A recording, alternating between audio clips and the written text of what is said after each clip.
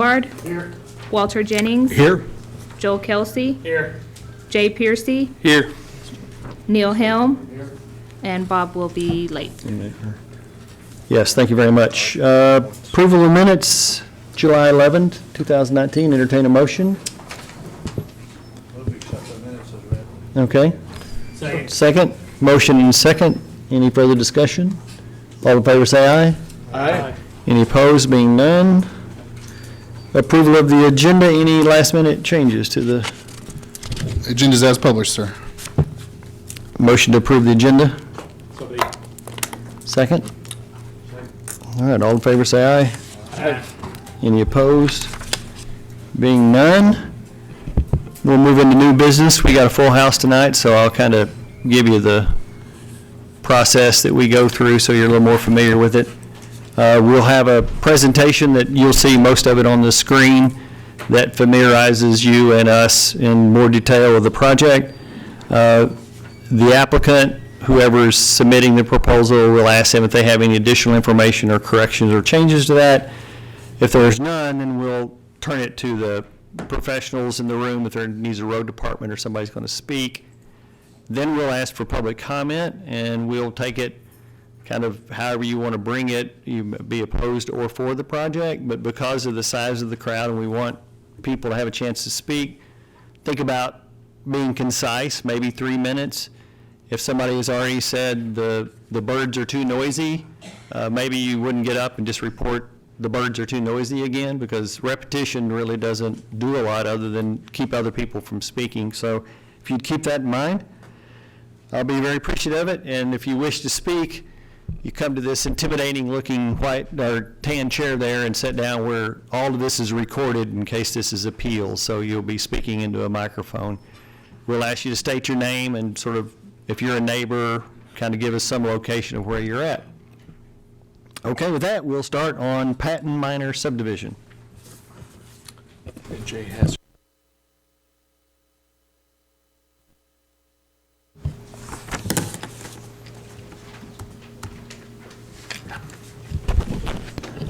All right, Patton Minor Subdivision. This proposal is located east of West Fork off of Patton Road, also known as Washington County 1159. It is located entirely within the unincorporated area of the county. The proposed replat location is shown here, outlined in black. There are no longer any existing structures, and we have received perk test results this afternoon. This slide shows the original parcel of 8.32 acres. The arrow indicates the path of Patton Road. This slide displays the proposed tracts A and B, both of which are 4.16 acres. Again, the green arrow indicates the path of Patton Road.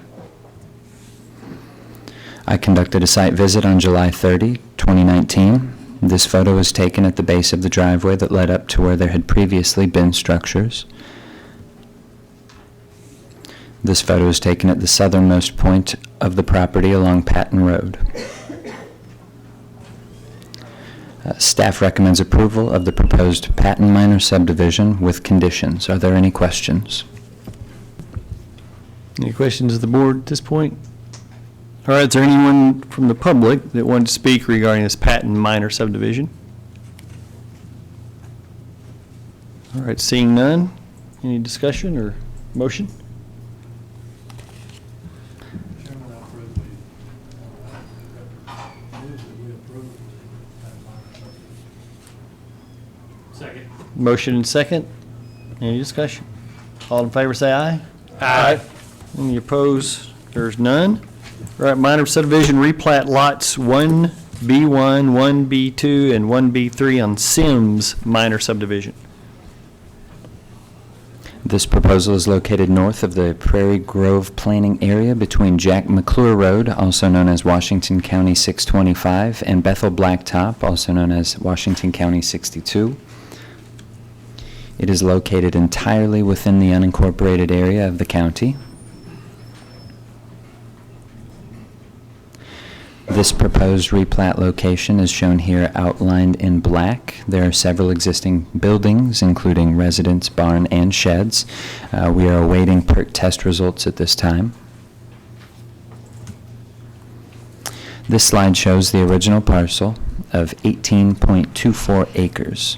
The pink arrow indicates the property's access to Bethel Blacktop, while the orange arrow indicates the property's access to Jack McClure Road. This slide displays the proposed tracks 1B1 in yellow, 1B2 in black, and 1B3 in red. Once again, the pink arrow indicating the property's access to Bethel Blacktop, while the orange arrow indicates the property's access to Jack McClure Road. I conducted a site visit on July 18, 2019. This photo features me standing at the end of the driveway and facing east on Bethel Blacktop. This photo features facing west onto Bethel Blacktop. And this photo displays a northwest angle from Jack McClure Road and displays the southern boundary of the property. Staff recommends approval of the proposed minor subdivision replat lots 1B1, 1B2, and 1B3 Sims minor subdivision with conditions. Are there any questions? Yes, I understood you to say you're still waiting on the sewer, so That is we correct, want to the accept septic. that. Okay, all right. And the black parcel, are they contiguous or do they touch at the corner? Yes, I'm sorry. Just based upon how narrow that little connection is there, it's hard to really display it as best as I could. This was the best way that I could display the edges of the properties or the proposed tracks. All right, is there anyone here from the public that wanted to address this proposal? All right. Any questions up here? Motion?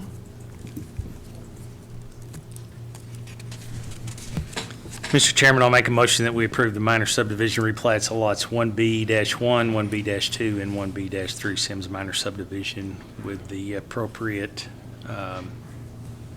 recommendations and staff comments. Okay. Second. Motion second. Further discussion? All in favor say aye. Aye.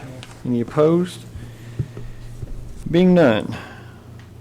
Old Wire Services and Recreational Facilities.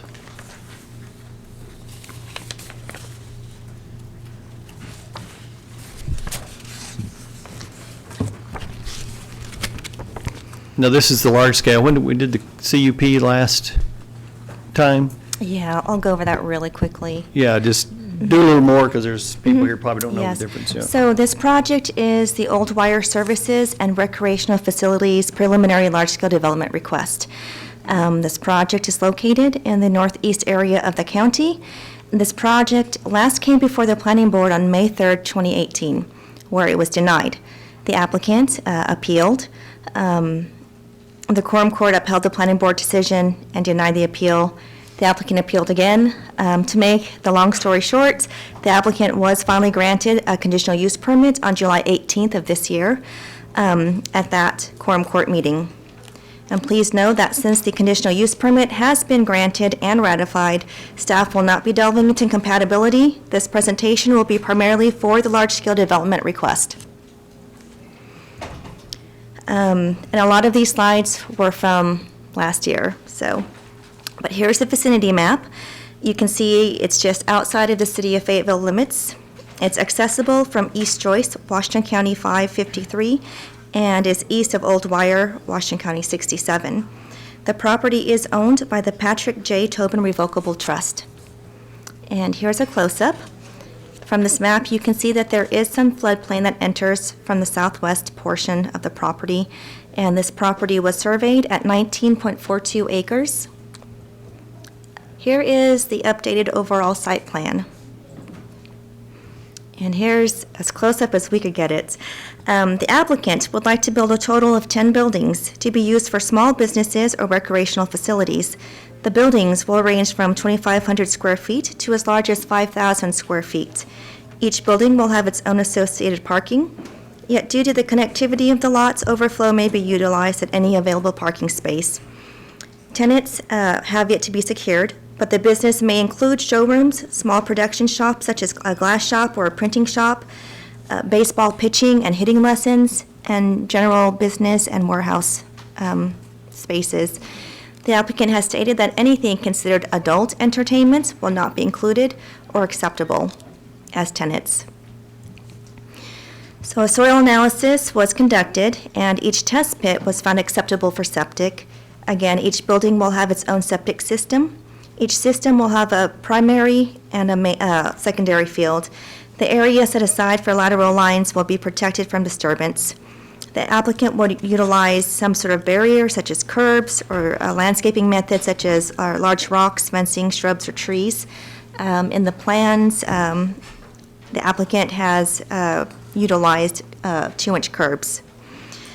Final permitting will be submitted and conducted through the Arkansas Department of Health.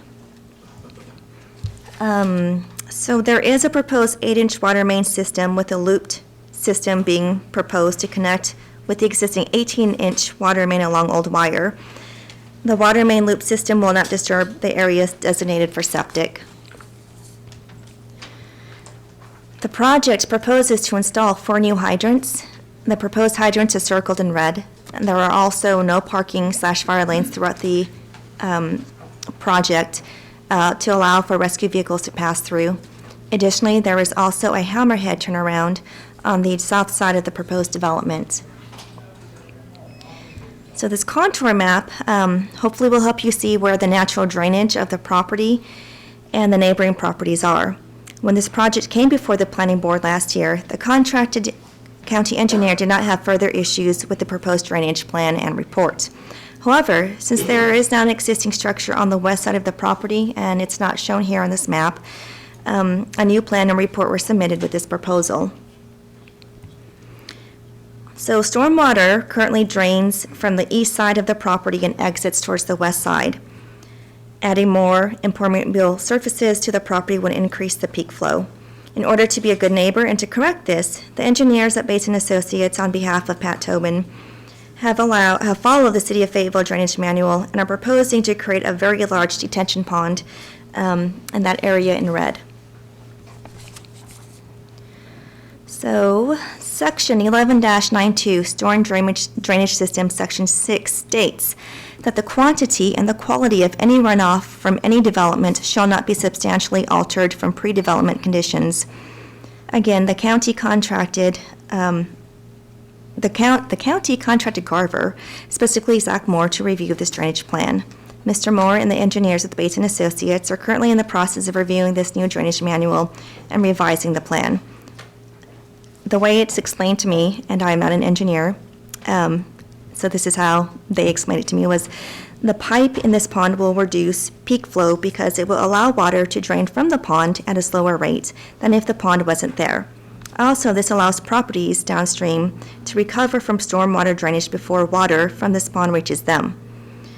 Before final approval may be given, all these drainage concerns for Mr. Moore must be addressed and concluded by the applicant and his engineers. On August 8th, 2019, a total of 12 notifications were sent to the property owners within 300 feet of the exterior boundary of the proposed development. To date, there have been a total of 4 comments received. All but 1 represent neighbors opposed to the project. These comments are included in your update packets. The main concern in all the opposed comments had to do with the drainage. The applicant would like to point out that all the stormwater does drain from east to west, meaning all the properties to the east drain onto his property. The pond is a way to collect all these waters and slow to release onto the properties to the west of this proposed development. And with that, staff recommends approval of this project with the following conditions, and the conditions have not changed since last year's presentation. Any questions? Could you explain the building on the west side of the property that you constructed? So it's not on this map, but it will be, it's right here, kind of as best as I can circle it. And back in February of 2018, Mr. Tobin and his representatives proposed to build a office building there. He was planning on occupying the property. And There's nothing in our code that says you can't build a building, and so he went ahead and built his building, and associated parking with it, and it's there now. It's just, I think before he can conduct any official business from it, he'll have to come back through for conditional use permit on that particular building. There are plans to finish it? There are plans to finish it, from my understanding, yes. I've not been out there since last year. It's still unfinished? No parking lot, no nothing?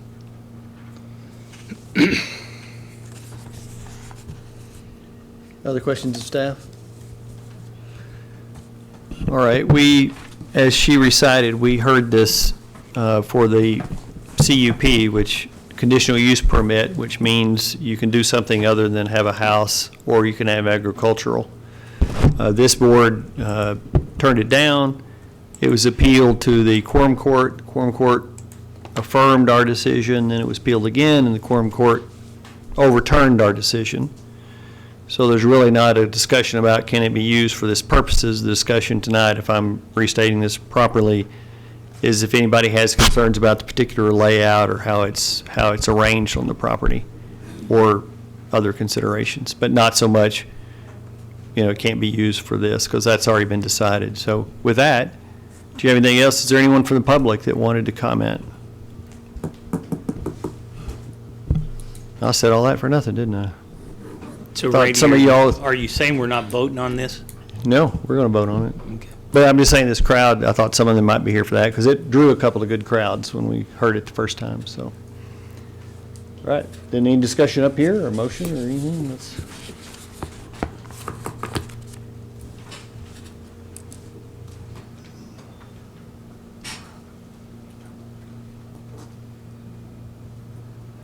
Point of discussion, I like the detention pond. Oh, yeah, yeah.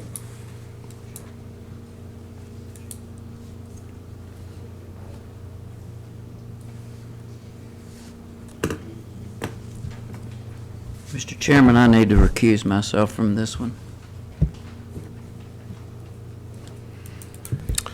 Noted. Mr. Chairman, I move that we approve the Old Water Services and Recreational Facilities Preliminary LSD as presented by staff. All right, have a motion. Do I have a second? Second. Motion second. Any other discussion? All in favor, say aye. Aye. Any opposed? No. One opposed. Thank you.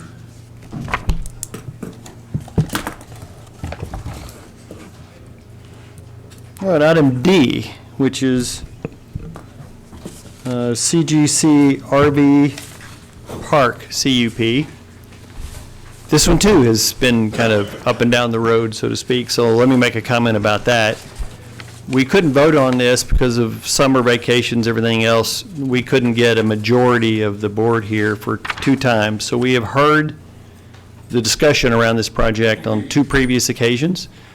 So I'm not suggesting you can't make further comments, but I'm suggesting to you we've kind of heard the comments. So if you have kind of a spokesperson maybe that could summarize the opposition, maybe that would be helpful, and we can kind of get it on the record again. But we have fully heard on 2 previous occasions. So I'm not saying you can't speak, just reminding you of that. Okay, so let's do that. Okay, would you like me to go through the presentation again? In summary form, sure. Okay, I'll do my best. And at the end, please feel free to ask questions. So CGC RV Park conditional use permit request. As Mr. Laney stated, this project came through first on June 6th. There were 5 members in attendance, which resulted in 1 recusal, 3 in favor, and 1 opposed. In order to pass a conditional use permit, there must be 4 or more votes in favor of a project. It's not that this project failed, it's just that the motion failed to pass. So, per county code, section 11-206B, and to paraphrase, as long as the Washington County Planning Director and the Planning Board Chair both concurred, this project may be allowed again to come before the board. So it did come before the board on July 11th. And again, there were 5 members in attendance, 1 recusal. Before a roll call could be taken, a motion was made to table the project, and the motion was seconded. So here we are today. This is the same presentation as the July 11th presentation, but with a few minor upgrades. And I'll go through these pretty quickly. So here's the area surrounding the project, and here's the close-up. The total acreage of the parcel is 8.51 acres. The applicant is Hannah Chefke, and she has purchased what is known as Tract A on the survey. Mrs. Chefke is seeking a conditional use permit to allow an RV park in an area that is zoned agricultural and single-family residential of 1 unit per acre. And here's a close-up. The area in yellow is the 8.51 acres, and the area in purple, which is Tract B, is the remainder kept by the original property owner, Mr. Brandenburg. After the last meeting, the proposed site plan has changed. So Mrs. Chefke is proposing up to between 40 and 50 RV stalls total. Maybe a small camping area and maybe some RV storage in the future. Again, this is a sketch of what the site plan may look like. The site plan will change once the applicant submits for the large-scale development. She's hoping to build the RV stalls and the park itself in phases.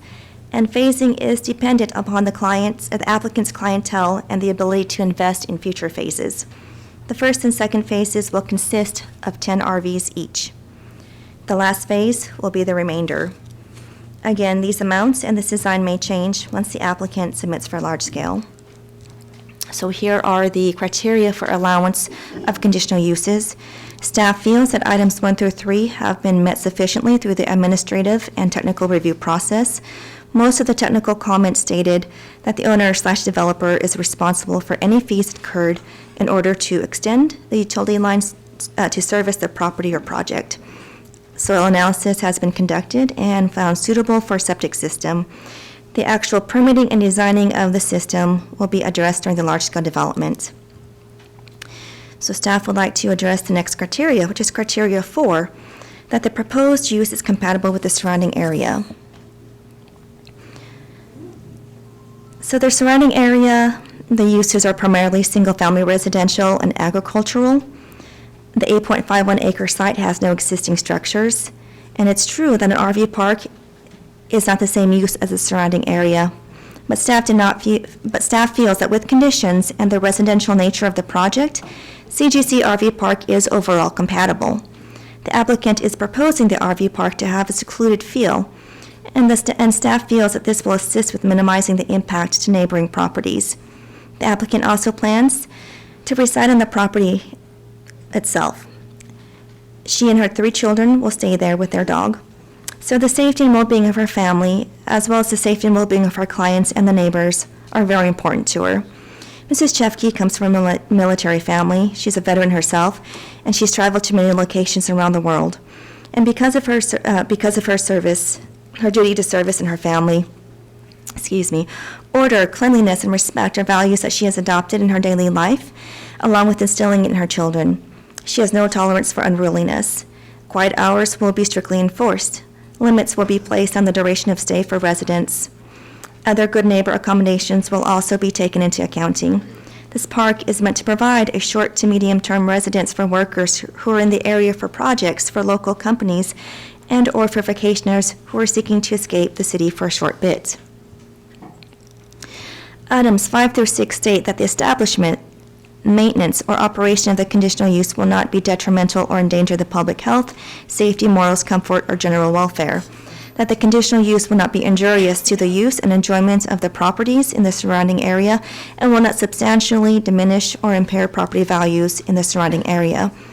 And finally, that the conditional use will not impede the normal and orderly development and improvement of the surrounding area for uses permitted in the zone. So including the property owner, staff mailed a total of 7 notifications to owners within 300 feet of the proposed property on May 23rd. By the time of the planning board meeting on June 6th, there had only been 1 comment in opposition. On June 20th, a courtesy letter was mailed to property owners within the 300-foot buffer, stating that the project would once again come before the planning board on July 11th. At the July 11th Planning Board, a petition was presented by the neighbors in opposition of the project. Oops. And the petition represents 69 individuals within the area. The opposed neighbors also span into Benton County. The Benton County individuals are not represented on this map because we didn't have the parcels. Approximately 22 signatures representing approximately 13 residents are in Benton County, again not shown on this map. A copy of the petition and the map have been included in your update packet. Please know that the phone numbers have been redacted for this presentation and for your update packets as requested by the petitioners. If the planning boards would like a copy of the unredacted version, please contact planning staff and we will provide one for you. The petition reads, "We, the people of the community that surround the proposed CGC RV Park, CUP, located on the south side of East Monitor Road, Washington County 91, would like to petition this project. The zoning for this project is agricultural and single-family residential use with a maximum density of 1 residential unit per acre. We as a community would like to keep the zoning agricultural and single-family residences. This is the reason why we are moved here. This is the reason why we moved here, to plan our future and our families. And this is just an excerpt from what the pages look like. So towards the end of the July 11th meeting, Mr. and Mrs. Hilton stated that they would prefer not to have the RV pads along the shared property boundary line. So in an attempt to try to ease the Hilton's concerns, Mrs. Shefke has proposed this new design. The office will now be on by the shared property boundary line, along with a small parking lot to be used when clients check in, and of course the extensive tree/shrub barrier. It's also possible that Mrs. Shefke will expand this green area into a small park to provide an even greater buffer. Mrs. Shefke is also not opposed to planting landscaping barriers along the property boundary that runs along East Monitor Road to further provide privacy for her clients, her family, and the surrounding neighbors. So the plants that were suggested, this is arborvitae. It can grow up to 3 feet a year. Arborvitae is naturally dense around the base and can be cut or shaped in a variety of ways. This was suggested by the Beaver Watershed Alliance. This is southern wax myrtle shrub. When fully mature, it can span 15 to 20 feet in both height and width. This is southern arrowwood. Depending on the cultivar selected, arrowwood can grow between 5 to 15 feet in height and width. And when planted closely together and allowed to grow, any of the aforementioned plants can be a living green wall, which will provide an extremely dense barrier between the applicant's property and surrounding neighbors, and also be very visually appealing. The applicant may also utilize privacy fencing in addition to the screening trees and shrubs. So here is an image of the closest building to the property line. The yellow line on the right side of the screen represents where the applicant will utilize landscaping barriers. The applicant again has stated that she will own and occupy the RV park and campground. She has 3 children whom are all under the age of 10. So it's important to her that the landscaping barriers be built not just for her neighbors and her customers' privacy, but also for the safety and the privacy of her family. This image was taken from the far end of the property. Again, the yellow line represents where the landscaping plants will be planted. In addition to the northwest boundary, she also, again, is considering doing the roadside boundary as well. So again, the location is a mile away from the Springdale city limits. It's 2.2 miles away from Beaver Lake, and it's a bit under a mile from the Hunt Rogers Quarry. The applicant states that the location of the RV park is ideal for a clientele who are seeking nearby yet an out-of-the-way spot to step their RV or tent, or for the professional contracted at the quarry for a few months. Utilizing Google Earth, we get an even further zoomed-out view of the area. There is an actual a mine that's northwest of this, about 1.5 miles away. So being that the RV park is over 1 mile away from any true city amenities, it would be difficult for those without transportation to locate and just set up camp at the RV park. The majority of the proposed RV park's clientele will be those in RVs. The average cost of an RV ranges from $10,000 for a small pull-behind camper to well over $100,000 for an extra motor home. The cost of a new Class A RV can range between $50,000 to $200,000 or more. It's to this particular clientele that the proposed RV park is hoping to attract. So on June 8th, staff conducted another site visit. This time we stood at the marked area on the screen, and I can play the videos or we can just kind of skip through them. We'll skip through them. The star represents where the surveyor marked the property corner. Again, that's where I stood and took the picture. And here's the southern part, and there's an image.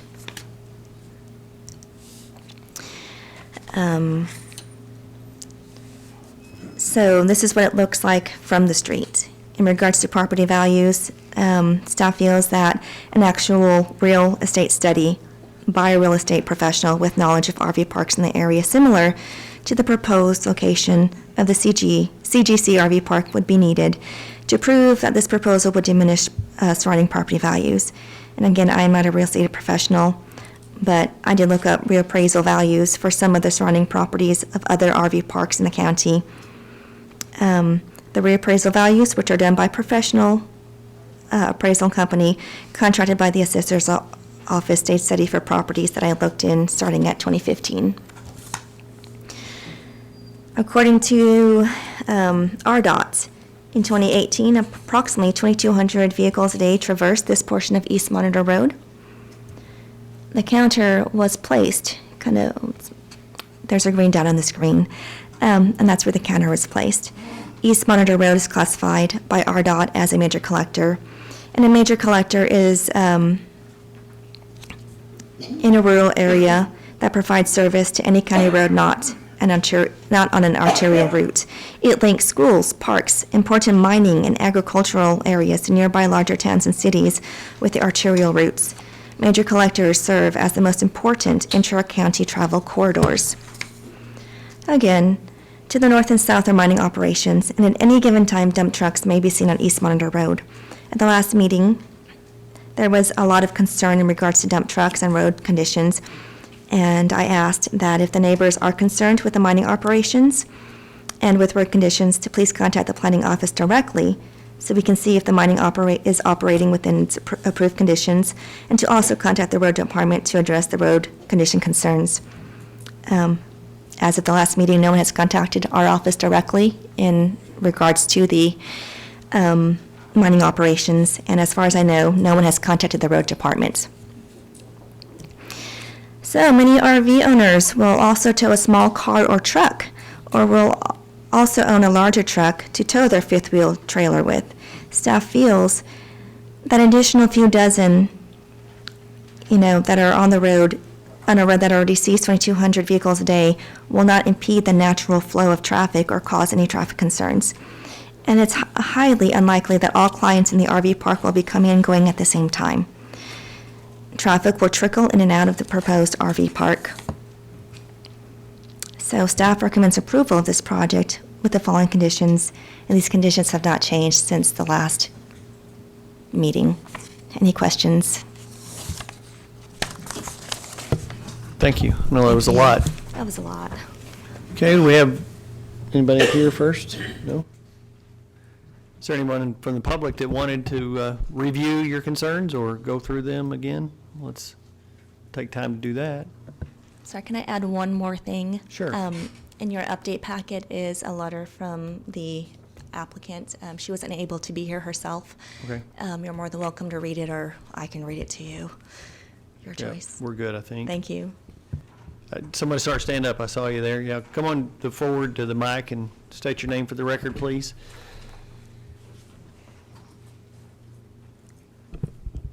My name is James Hilton. I live at 22541 East Monitor Road. I've spoke myself here twice already. I'll tell you straight out, I will be concerned about the noise. I will be concerned about my kids. But as looking at the view she showed on the thing there, where the green and where the blue is under a land dispute. My lawyer is Ken Osborne, and I will fight for my land. That's all I can tell you right now, except I'm more concerned about kids that this is going to involve, because kids is the future right here. It's not us, the kids are. That's all I'm going to say, because I've already been told by a committee person up here, I'm fighting a losing battle. Thank you, Mr. Hilton. Anyone else care to speak? You got one in the back, and then we'll do you, yeah.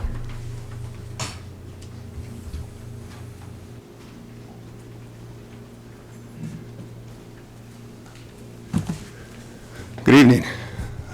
Thanks for allowing me to speak for a moment. I'm going to keep this brief. I know that you wanted to keep it concise. Can I have your name and? My name is Mark Gordon, Gordon, 22454 East Monitor Road, directly across the street from the proposed site. I'll just read off some of the notes that I think have relevance to this particular hearing, and I hope that everybody up here is got an open mind and considers what's being discussed. Again, I think there was some conversation around valuation of property and within close proximity of parks. Discussion, counsel with real estate agent, there's a 5 to 7% reduction. We and the neighbors have invested ourselves hard-earned money into a somewhat peaceful area to enjoy. This is going to create disruption, have an impact on the equity and value of our homes, we believe. The traffic pattern, I think it was discussed over here as well. Currently, there are approximately 70 heavy construction trucks daily that drive down that narrow road. I know that she mentioned that there's somebody could have called the city about that heavy traffic and do a study on that. I don't know that anybody in here is complaining about that. They understand that there's quarries on both sides. It's the additional traffic that brings a larger piece of equipment into that area and down that road. It's 2 lanes, it's weedy. There's already disruption in that road that has been, it's going to accelerate the deterioration of that. It's asked that there's a study that be done on Monitor and Looper Road about the capacity ability with all that additional traffic that you're considering. That land was zoned for residential or agricultural, as it was stated. And again, we bought that property and have continued to invest and improve in that with that zoning in mind. We have children frequently come to visit and welcome the peace that the area provides, with the exception, of course, that heavy traffic that comes by our street every day. I think that same sentiment has been expressed by the group that's been here on 2 different occasions. This will be the 3rd. That RV park is going to bring, relative to the shrubbery that she showed or talked about, it's going to bring noise, lights, and it's also going to bring a transient population that has less of concern about our community with them being there. We talk about people that work at the quarry. They're going to be there for a short period of time. They're not as concerned about the community. Those folks that come in RVs, they're not going to be as concerned about the community as well. This is especially true when we have folks that are looking at pitching tents. She mentioned that's something that's going to be available. We've already got an RV park down the road at Hickory that has tents, and there's a lot of homeless people that live down there. So I think this will exacerbate that, and we'll see some of that same activity in this small 8-acre property. There's some special needs children living next to the proposed site that's going to be susceptible to the transient group of temporary workers, travelers, and very likely homeless with the tents that come to that site. Have a neighbor that can talk about her experience with RV park just down the road that she had. And then really we think about this in a broader picture of the business need. There's 5 RV parks within 15 miles of this requested site. One is only a couple miles away, and there's another one being built with extensive amenities. There's 4 that are set on a lake with a playground, hiking, fishing, boating, swimming, water, electrical hookup, and a marina nearby. Additionally, there's even another large RV park that's being considered in close proximity, and that's going to be done most likely before this will be completed. Compare the natural surroundings. I've got some pictures my wife took of those RV parks that are on that lake. You compare that surrounding to what that is versus the 8 acres that this proposal is on. All due respect to the neighbor, the pictures show I've got a Google Earth picture. It shows a lot of equipment in disrepair. There's broken down items on that property. The house is uninhabitable, and there's a lot of garbage strewn around. That's not something that somebody that's bringing a $300,000 RV in is going to want to look at. So I think that that's something that really creates a thought around the value of this and the necessity of it. No matter how many gardens or flowers you put up on the ground, it won't compete with those parks that offer those amenities. Ever be available on an 8-acre plot. You know, she talked about 50 RV stalls. All of this landscaping that's taking place, it's 8 acres. That's going to be difficult to put all that on there. And then you talk about a playground or a RV storage unit. I think that there's been a lot of uncertainty around the build on this. The first time I saw this, it was drawn in pencil. She herself had mentioned that this thing is not, it's conditional on what kind of clientele they get. What if they don't get any clientele? Then what do we look at? We look at a partially done RV park. We look at something that's got mounds of dirt or potentially disrupted land, and then we live with that, and then there's no more done. So those are the concerns that are brought to me and that I'm bringing to you. There's a lot of, the aesthetic beauty again. There's a lot of emotion right now with this potential park, with the neighbors. The sheriffs have been out there several times in the last couple of weeks to calm and to work through the property line disagreements. The area's already been impacted, and we would hope that you openly consider what points have been made here tonight. You know, there was another comment about a petition that was brought up, and there were 70 names on that, 69 or 70 names, and then she talked about Benton County. I live directly across the street. You saw the picture. The black fence is mine. And looking at that, part of my property is in Washington County, part of it's in Benton County. So with that being said, those people that put their name on that petition, they're neighbors. They may be in a different county, but it doesn't make a difference that they're still neighbors, and they're still part of that community. So with all that being said, I respectfully request that you consider this and deny the conditional request. Thank you. Thank you very much. Do you want to see any of these pictures? Sure. don't need to, but- And the gentleman in the front row, I think you were. Yeah.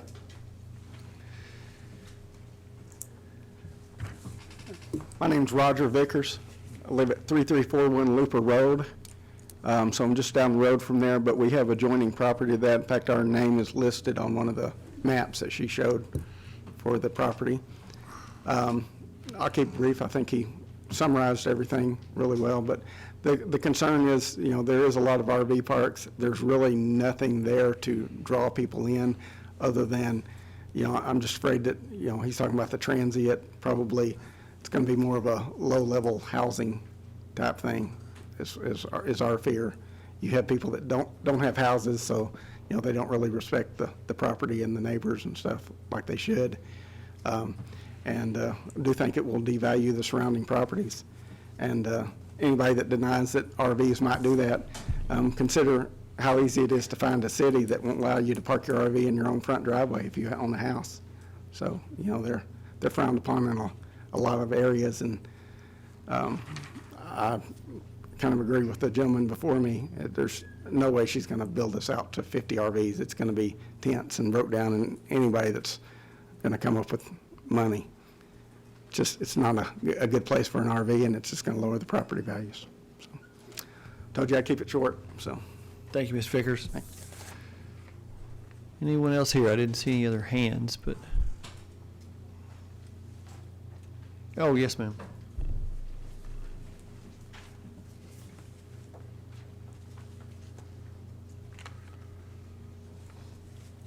My name is Joan Schaefer. I live at 22275 East Monitor Road. This is our third time here. I hope, as Mark said, that you have an open mind. I feel like it's already been discussed and settled, and you're just waiting to cast your vote yes. But, this is our lives we're talking about. And if you put yourself in our situation, you would think twice about it. These are people. Last time there was a lot of discussion about the safety of the kids. It wasn't that the kids go out on the road and play. We're talking about the transient. And you can't say these are going to be $100,000 or $200,000 motorhomes. If you're pitching tents, They're not coming in a $200,000 motorhome, and you're not going to be able to discriminate against whatever they bring in.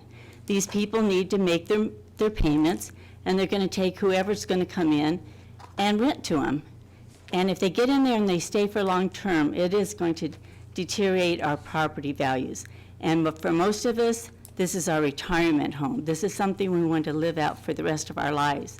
And to bring this in and put it next to us is just wrong. There's too many other places. So I would just hope you'd consider it. We never see anyone discussing it. You listen, and then you just say, I pass, I pass. I would think there would be some discussion on your part, but anyway, we've said what we have to, and you'll vote how you do. But again, please consider our money that we've invested and our lives that we've invested in this. It's just not a quick thing to say, yeah, we'll let these people come in here, because it affects all of us. And that's our fear, is you're going to get the transits in there that you can't get out. And are they going to start robbing us? Are they start going to hanging out at our house? I mean, there's a lot to consider. And like I said before, you wouldn't want this as your next door neighbor. And the lighting and the noise and campfires and all that, it's just not something to put right there. There's too many other places. Thank you. Thank you, Ms. Schaefer.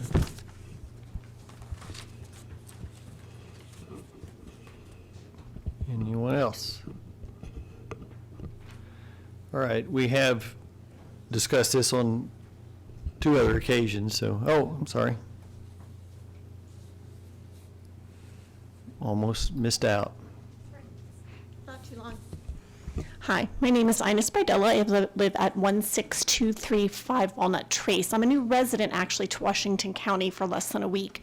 However, I have lived in more than 10 other counties in the United States, both rural and urban, and this RV park sounds like a really bad idea. So when I listen to the people talking about it that live near it, I think their concerns are legitimate. I don't think it adds value to the community. I don't think it adds value to the county. I think that there is more potential harm for it than there is good. So I would also ask that you vote no to it. Thank you.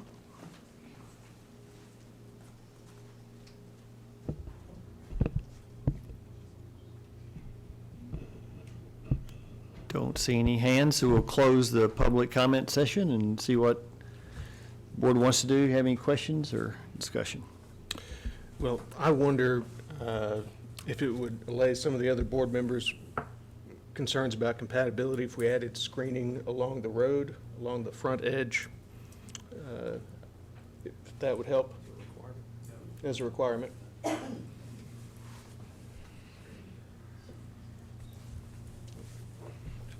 You recluse? Yeah, okay, yeah. Bob? I think the screening would be a good idea, you know, I agree with you. So if we pass this, let's try to add that condition. And you'd see it on the large-scale development plan, how that was implemented, but she'd have noticed that screening, yeah.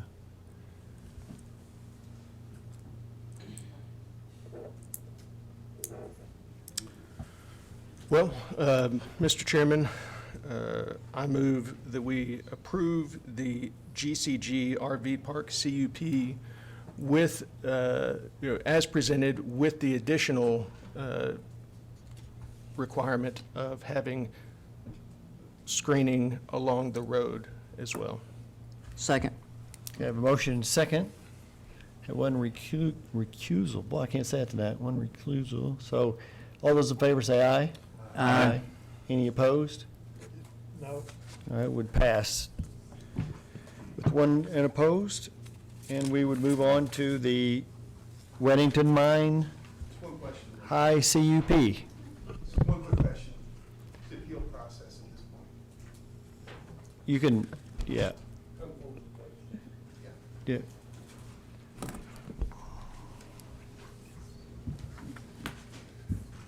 It's been turned down twice. Now it's approved. What's the appeal process for this?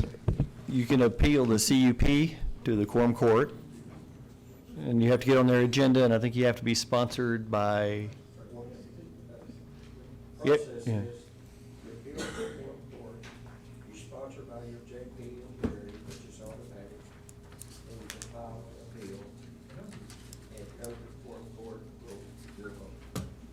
Yeah, and then whatever happens there, we will see a large-scale development, which is really the details of how all the screening and everything will be. So that would be another opportunity for you to review the project. Let me speak that again. I didn't have the mic on. The appeal process is that you contact your JP for an appeal, and your JP will sponsor it, and it will come before the quorum court, and it will come before the quorum court with an appeal, because it processes from here to the quorum court for final approval. Okay, fair enough. So this won't proceed until that is heard again through the appeal process? It's not Yeah. official until the quorum court acts. Right. Okay, thank you. Thank you. Okay, Weddington Mine? Is that Weddington Mine High CUP? HI? Okay. High High impact, sir. intensity.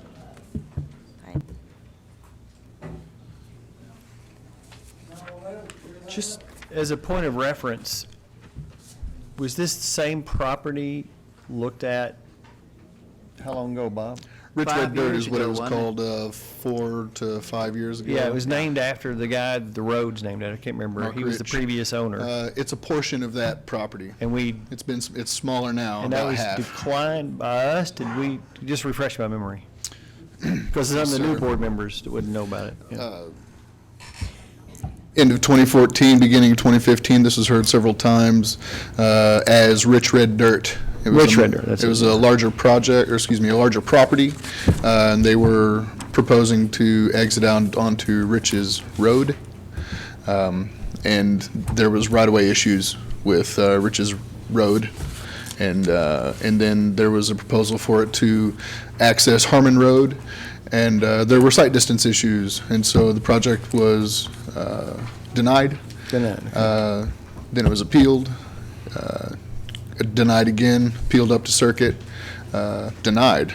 And so sold the Okay. farm, or they split it up. Hunt Rogers Group bought half, and our applicant today bought the other half.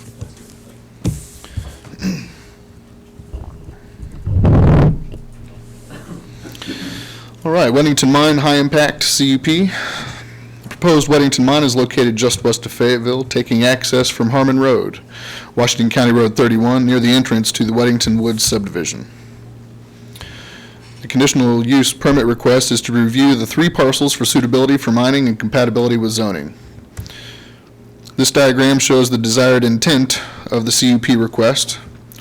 Parcel A, up front where I have my mouse pointer here, is the entry to the proposed red dirt mine, and parcels B and C are where the mining will occur. When the previous owner sold the subject property at auction, the applicant purchased approximately half of the property, and the Hunt Rogers Quarry purchased the other half. With this purchase, the proposed Weddington Mine is adjacent to Hunt Rogers Quarry property. Here's a copy of the approved general permit to engage in open cut mining in the state of Arkansas. The applicant has received from ADEQ dated May 9th this year. The applicant obtained ADEQ approval prior to submitting his CUP request.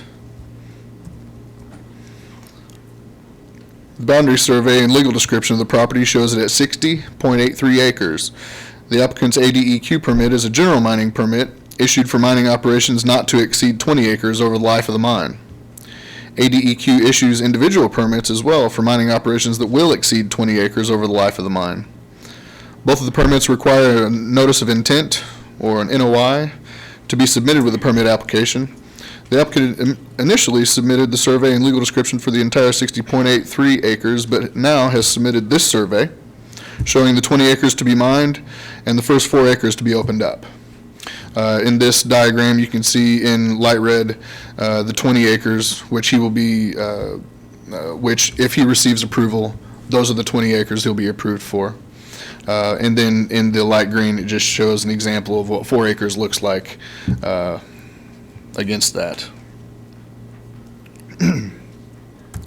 I've created a couple diagrams just to kind of quickly roll through them and show you what a mining process would look like moving across a 20-acre parcel.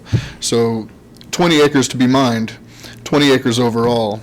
The permitting through ADEQ only is so they can only keep 4 acres open at a time. And as they move forward, they have to reclaim behind them. So as the mine advances across the 20 acres, they will move forward and then reclaim in the back, move forward, reclaim in the back, and so on until they get through the 20 acres. This excerpt from the Washington County's future land use plan shows this location as residential, compatible to surrounding densities. And this is Washington County's future land use plan map in its entirety.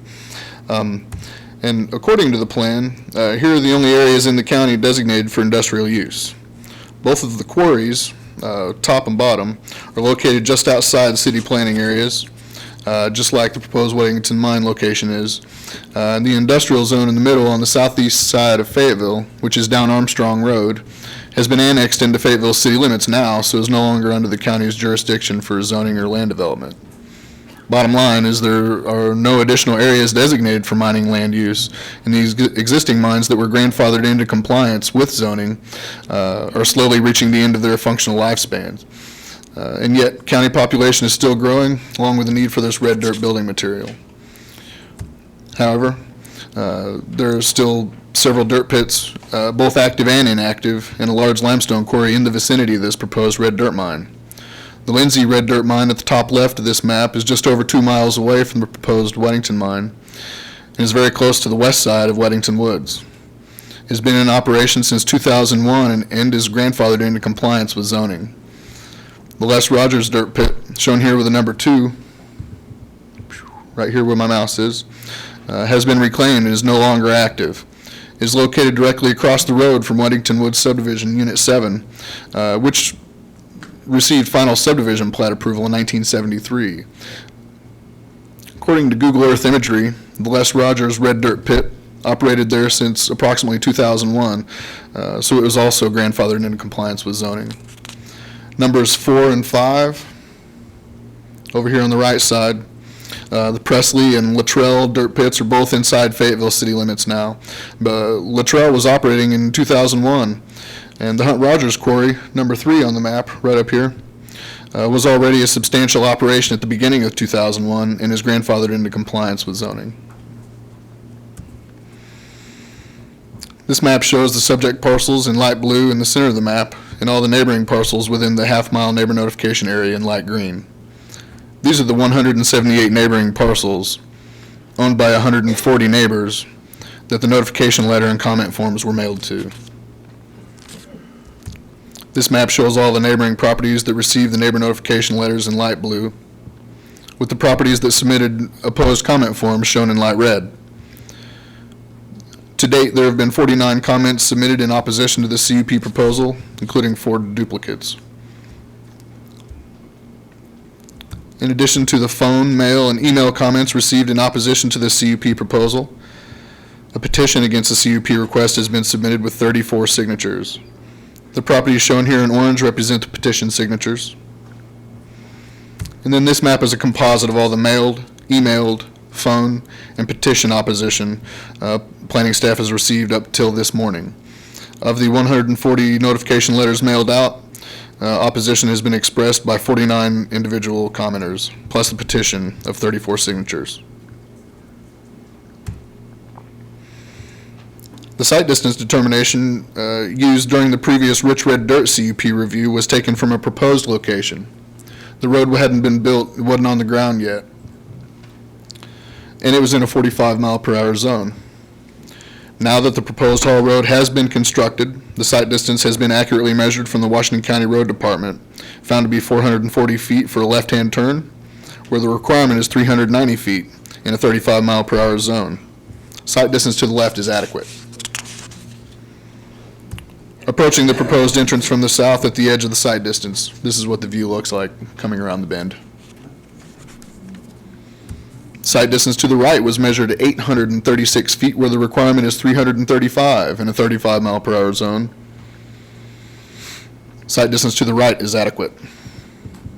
And approaching the proposed entrance from the north at the edge of site visibility, here's the view. So the Washington County Road Department is conducting a traffic study on Harmon Road, collecting traffic data to use in their decision-making regarding widening Harmon Road to 4 lanes. This traffic study and others will be integrated into the county's 5-year road plan. The road department has evaluated the length of Harmon Road with respect to speed limit, design speed, curves, hills, sight distance around curves, and has made the determination to lower the speed limit to 35 along a 3.9-mile section of road.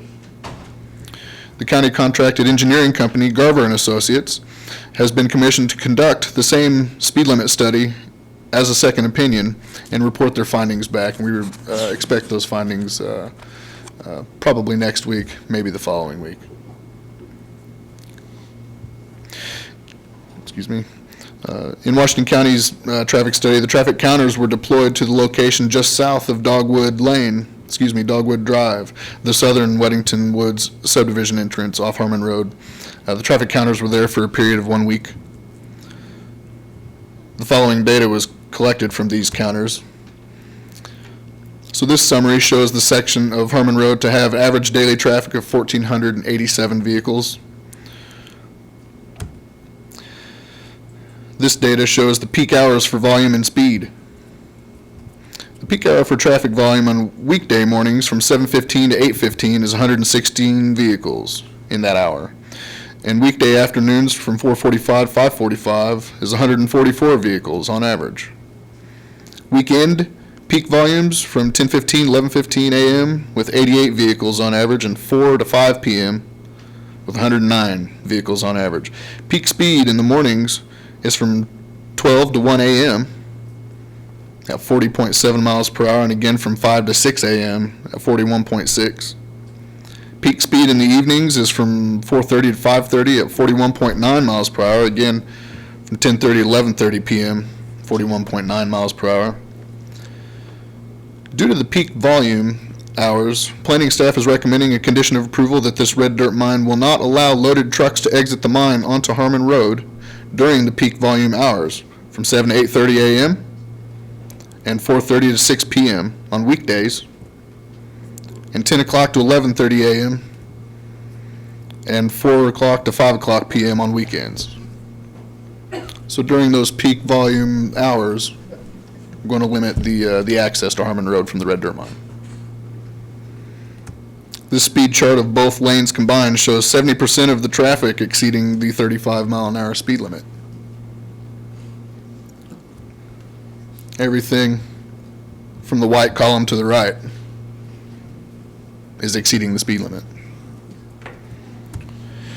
This speed class versus time chart shows the hours of the day and the higher volumes of traffic occurring during particular hours of the day. Nearly every hour of the day from 7 a.m. to 8 p.m. shows vehicles traveling over 60 miles an hour through this section of road, and this is an unsafe speed. This section of road has a posted speed limit now, and when vehicles are speeding, it's a legal matter, not planning and zoning. Property owners are not responsible for making accommodations for unsafe drivers. And lastly, here's section 11-200, which outlines the 7 criteria for allowance of conditional uses. Planning staff's response to each item is shown in bold text, and I'll quickly read through them. Items 1 through 3 have been objectively met by submitting an application and application fee. The neighbor notifications are mailed out according to county ordinance, and that adequate utilities, roads, drainage, and other public services are or will be made available and adequate if this requested use is granted. Number 4, that the proposed use is compatible with the surrounding area. This requested land use can be made compatible with the surrounding area with the proposed conditions of approval and through the high-impact large-scale development review process. Number 5, that the establishment, maintenance, or operation of the conditional use will not be detrimental to or endanger the public health, safety, morals, comfort, or general welfare. The planning staff comment, a number of neighbors have argued this proposed red dirt mine will be detrimental to and endanger their public health, safety, comfort, and general welfare. However, no objective data has been submitted for review. Number 6, that the conditional use will not be injurious to the use and enjoyment of other property in the surrounding area for the purposes already permitted, nor substantially diminish and impair property values within the surrounding area. And planning staff comment, similar to number 5 above, no objective data has been submitted for this review. There are multiple mines and a large quarry in the vicinity, and staff is unaware of any litigation that has arisen based on compatibility issues with those operations. Number 7, that the establishment of the conditional use will not impede the normal and orderly development and improvement of the surrounding area for the uses permitted in this zone. Staff comment, if this conditional use is granted, future development along Harmon Road would actually source building materials from this development. And finally, at the bottom, item B states that if it is determined that there exist conditions that could be imposed by the board that would significantly lessen the impact of the aforestated, then the board has the power to impose said conditions, which shall be specifically set forth. So with all this, planning staff recommends approval of the proposed Weddington Mine conditional use permit on the 20 acres defined earlier in this presentation with conditions. And there have been a couple of conditions added since the time of your staff reports, shown here in red. I'll read them real quick. Due to peak traffic volume, hauling activities shall cease from 7 to 8:30 a.m. and 4:30 to 6 p.m. on weekdays. That's adding 15 minutes on each side of the 1-hour window outlined in the peak traffic volume chart earlier.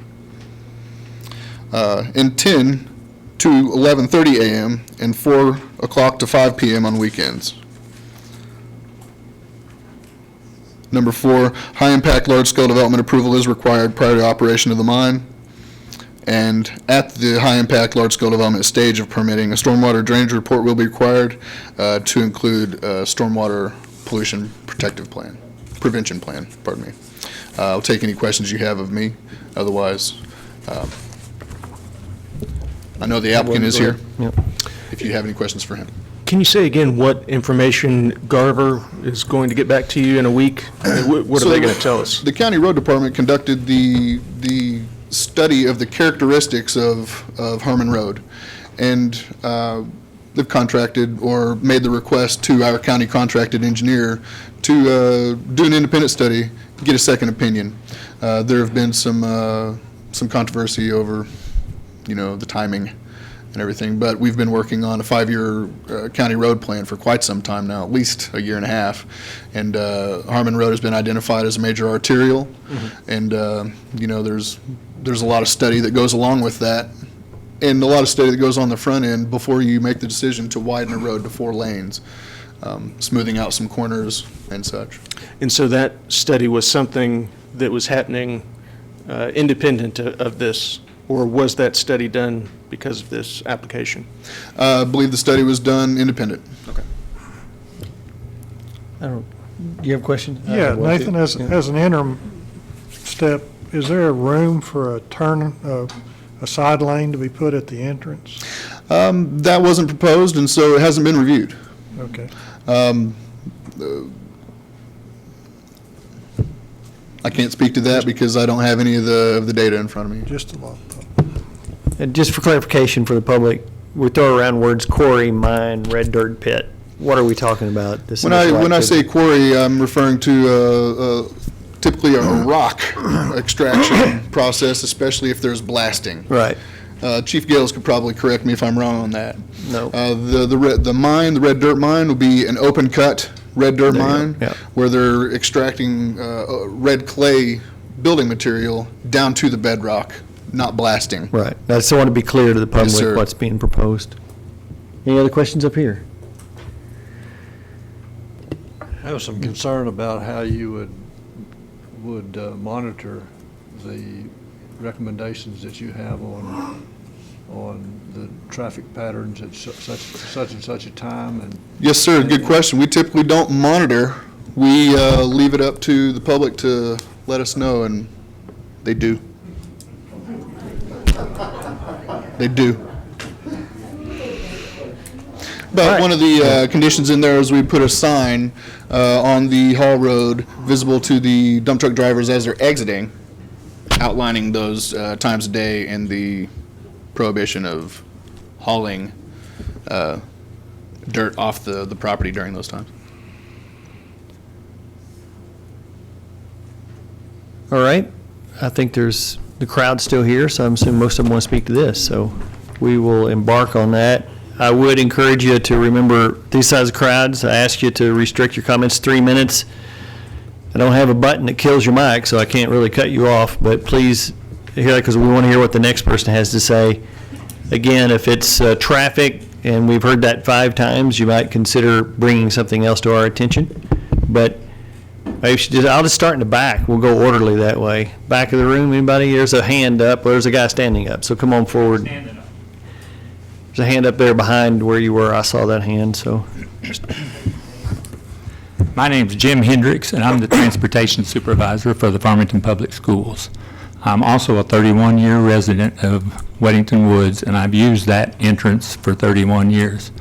I have some questions that I haven't been able to find answers for. At the last week of July, the speed limit was lowered from 45 to 35. And when I called the county, I was told it's because there's 1,500 cars a day there. So is that going to be adopted countywide, or is that just adopted for this area? Because in my job, I get to drive a lot of county roads. I get to see a lot of traffic. And I've driven that road for 31 years, and there is not a lot of traffic. My next question was, where did the 1,500 number come from, and why is that relevant? Because if you look at the county website, all it says is 50 miles an hour for paved roads, 35 miles an hour for dirt roads. There is no number, so I assume that's arbitrary. The last time this went around, there was an issue between Mr. Rich's engineer and the county contract engineer, because Mr. Rich, they were using different Green Book versions. So the county contract engineer went back and used his Green Book version. So if you pull up the minutes from when that all happened, Sean Schrum and Juliet Ritchie were substantially against it. It said there was no reason, it's stated 3 times in here, there's no reason to change the speed limit from 45 to 35. It also says, option B, Harmon Road is posted as 45 miles an hour. This speed limit will stand unless you can prove it is a high speed or a higher speed than this section can handle. As per the AASHTO's, a policy on geometric design of highways and streets, 6th edition, also known as the Green Book, you must consider the horizontal and vertical curve, and only after you submit that information standards will the county consider differing the speed limit. So the only reason on this side of the aisle, the only reason you can see that the speed limit was changed, because as I said, I drive all the county roads in our district, 36 square miles, and there are still roads that are 2-lane, same width, chip and seal, that are 45 and 50 miles an hour. So my next question I tried to get an answer to, I know this is rambling, the next one I tried to get an answer to, where that 1,500 vehicle, where it came into play. Because is that an arbitrary number? It's not in a Green Book chart that I could find anywhere. It's not on the county website that I could find anywhere. So is that rule going to apply countywide? Are you going to start doing Haberton Road and Viney Grove Road and Goose Creek Road and all the ones that are still 45 and 50? I would like to know where the decision to lower the speed limit came from, because was it a committee? Was it the road superintendent? Was it a judge? I couldn't get any of those answers from the county employee that I was speaking to. And my favorite part, that was option 8. This is the letter from A. Clay Grote, PE, which was the county contract engineer at the time this rodeo went around last time. That road grades out to 58 miles an hour. And you want to know why they're driving 60? Because it grades out to 58 miles an hour. And he also says there's no reason to change the speed limit. He also says that this, to the north, that was to the south, 58 miles an hour down the hill. To the north, this site yields a design speed equal to the posted speed of 45 miles an hour. So even the county contract engineer at the time said there's no reason to change the speed limit. So I have 3 buses that go through there every day, 60-plus children, 2 route buses, and a special needs bus. So when you sit in my chair on my desk and I worry about those 65 kids, it's not if it's going to happen, it's when it's going to happen. And then it's who's the liability going to be. Is it going to be you guys for approving it? Hey. Is it going to be you guys for approving it? Is it going to be the quorum court for approving it? Is it going to be the dump truck driver?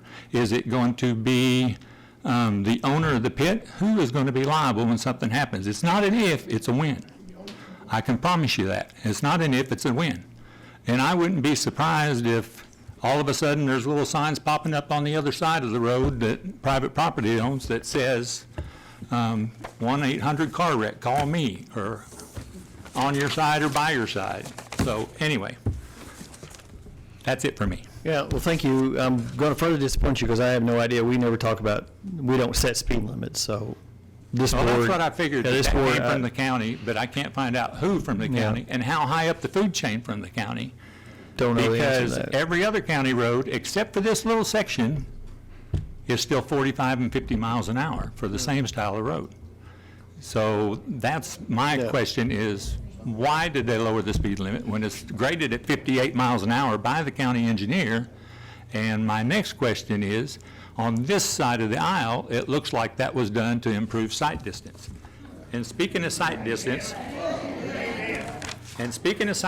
I know he said 390 feet. Well, that was the discrepancy that Sean Schrum and Mr. Ritchie, or Juliet had. They were using the chart for cars, not for loaded dump trucks, not for single unit vehicles, they say. So it takes, according to Mr. Grote, it takes 9.5 seconds for a single loaded vehicle to make a left-hand turn on a 3% grade, which is what that is, apparently, because he's an engineer, he's way smarter than me. So anyway, when they used the single loaded truck chart in the Green Book of Geometric Design, they said their sight distance was 446 feet. Well, the sight distance at 35 mile an hour is actually 488.78 feet. It's not 390. And this is all in the minutes. It's all public record. So just wanted you to know. Thank you. Have a great day. Anybody have any, Nathan, did you have anything to respond? You just had the report, the traffic study. I'd have to review the questions, but Right. not at this time, sir. Okay. All right, the guy in the back had his hand up a while ago, so come on forward, please.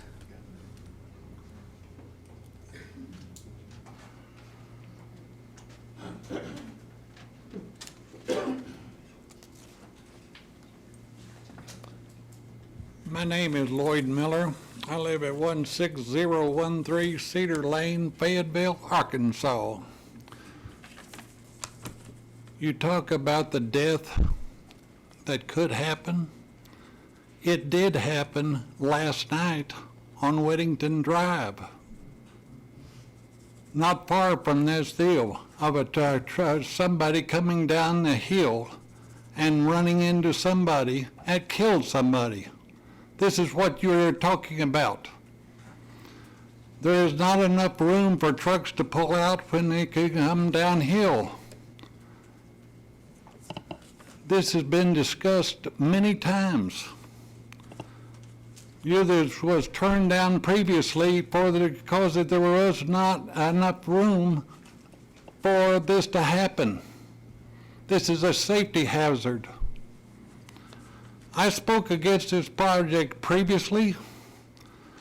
Ice and snow can slow trucks and speed up cars when coming downhill. People in the area paid for this project that the trucks are going to deteriorate. The alternative road has been previously discussed is going out on Hamstring Road. This is a safety hazard, and somebody is going to get killed just exactly like what happened last night on Weddington Drive. We're not talking about what if, we're talking about things that can happen and did happen. And whoever approved this project is responsible for that death. Thank you very much. I appreciate for your time for letting me speak. Appreciate it. Yep, thank you. Yes, sir.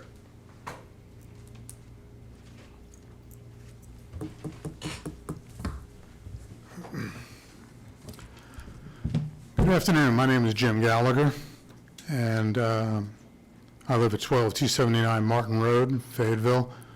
just on the other side of the Rogers Quarry. For those of you who don't know who I am, I'm an architect here in town. I do a practice as a national practice, and I appear in front of boards like this day in and day out. In 2010, I sat where you're sitting. Let's talk about your report. The first thing that's noteworthy about the report is the background dealing with the history of the project before.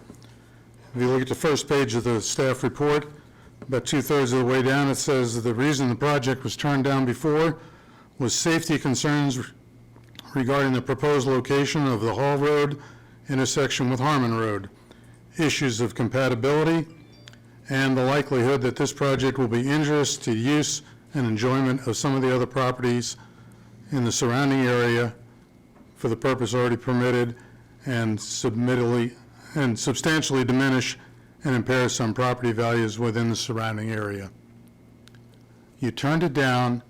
Now, most of you aren't here at that time, I understand that, but this board turned it down in July of 14 for those reasons. Those reasons still exist. Nothing has changed. Changing the signpost in front of the site did not make that corner any safer. I'm retired from the Weddington Fire Department. If there's an accident there, people who are going to respond to that is a part-time fire department, and they're going to get there when they can, and they're going to see what they can do to save some lives. But this isn't the optimum situation. The applicant says they're going to have 30 to 50 round trips daily. That's a joke. If we use 7 a.m. to 5 p.m. for the hours, and I understand your new conditions, but I calculated this earlier today before I knew about your conditions, that's 10 hours. That means 5 trucks per hour. Come on. They can't even stay alive at that rate. They're not going to have 5 trucks per hour. They're going to have 15 or 20 or 30 trucks per hour. At least when Rogers Group came in here, they were honest enough to tell you, yeah, we're planning on 400 trucks a day. So we go back to the third part here, and it's been talked about before, but I'll briefly mention it. The travel speed on that road is already over 40 miles an hour. That's what you need to consider. You don't set the speed limits, and you don't enforce the speed limits, but you need to understand it's going to happen. And as you've heard twice before, we're not talking about whether this will happen, we're talking about when it's going to happen and how bad it's going to be. If they're going to do some more work on this road in a year, let's let that happen and then come back and talk about this project and see if it still makes sense.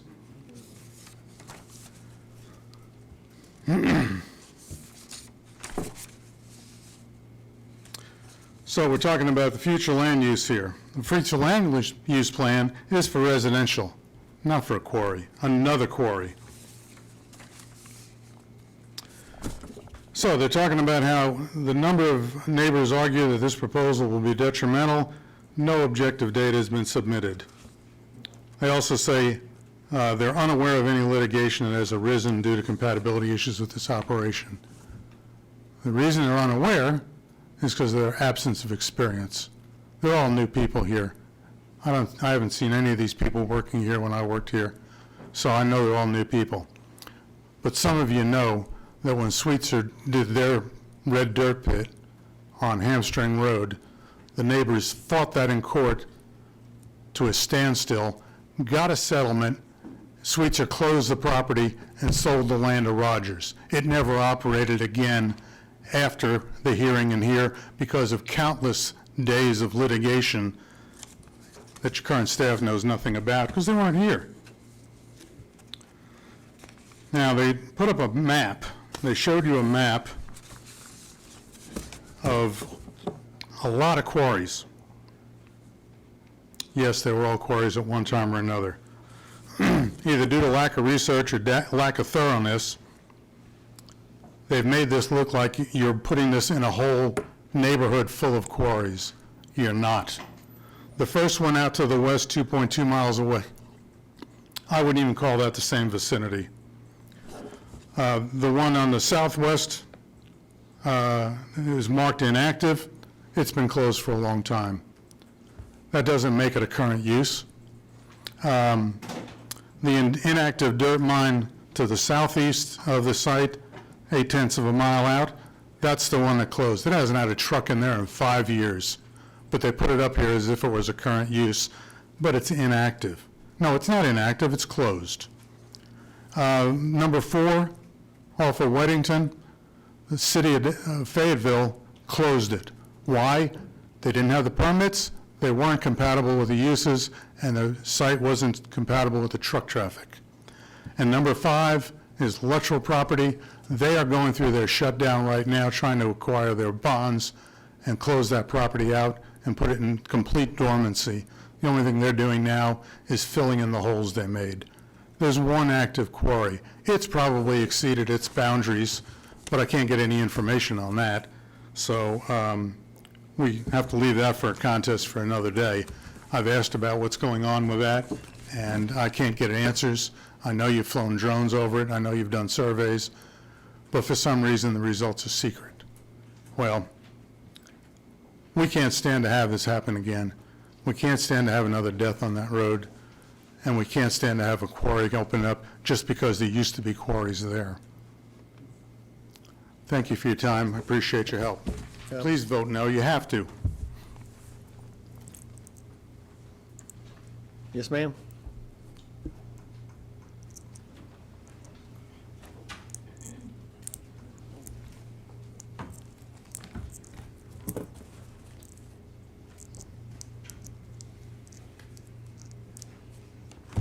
Nathan said 10 packets. Hope I brought enough.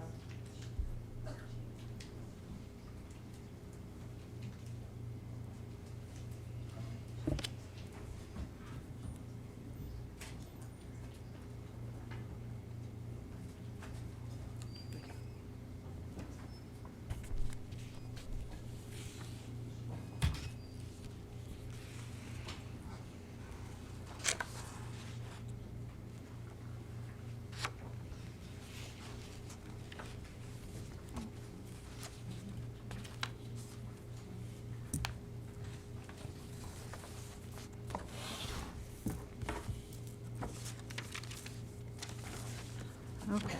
My name is Sherry Main, and I live at the end of Riches Road, 15574 Riches Road. That's County Road 841. And I'm speaking tonight on behalf of the homeowners on Riches Road. So I understand, according to the instructions on the website, I get 10 minutes, which is a little extra time. So I've got quite a bit to say. May not get it all covered, but you've got your handouts there. And I hope you'll read it. If I don't get to cover it all, it'll be available for you to read, and I hope that you do read it and give it a lot of thought and discussion, because I've done extensive research on this, and I have stated facts. I mean, this is stuff that I have spent weeks researching and talking with ADEQ on the phone, and researching and putting together this packet for tonight's meeting. So I hope you do give it thought and discussion before you make this decision tonight to vote to approve this. And going on, I am representing the neighborhood, like I say, on Riches Road, but most importantly, among those neighbors are two adjacent properties that own property that is adjacent to this proposed Whittington Mine Cup. One of them is myself and my husband, and the other is my brother and his wife, Charles and Sandy Gooding. And they have property that joins this on the, I guess it would be the south side. I don't know if you have your map up, or I don't know how to work this, but they join on the south side. And they have 4 acres, and they're right next to it. And I join on the other side. I have 40 acres, and Rogers Group is behind me on the east side. Rogers Group brought the property from Mark Rich on the north side, so they have the 60 acres on the north side. I'm enclosed inside the circle around mines and dirt pits. I have horses and I have animals, I have cows, I have a farm. I'm agri. I'm residential agri. I live there and I raise calves and I have horses and I ride. So I'm in the middle, agri residential, I'm in the middle of this. So I'm not compatible with these things around me. And I understand that we got to get red dirt from somewhere, and we're sitting on it. I get that.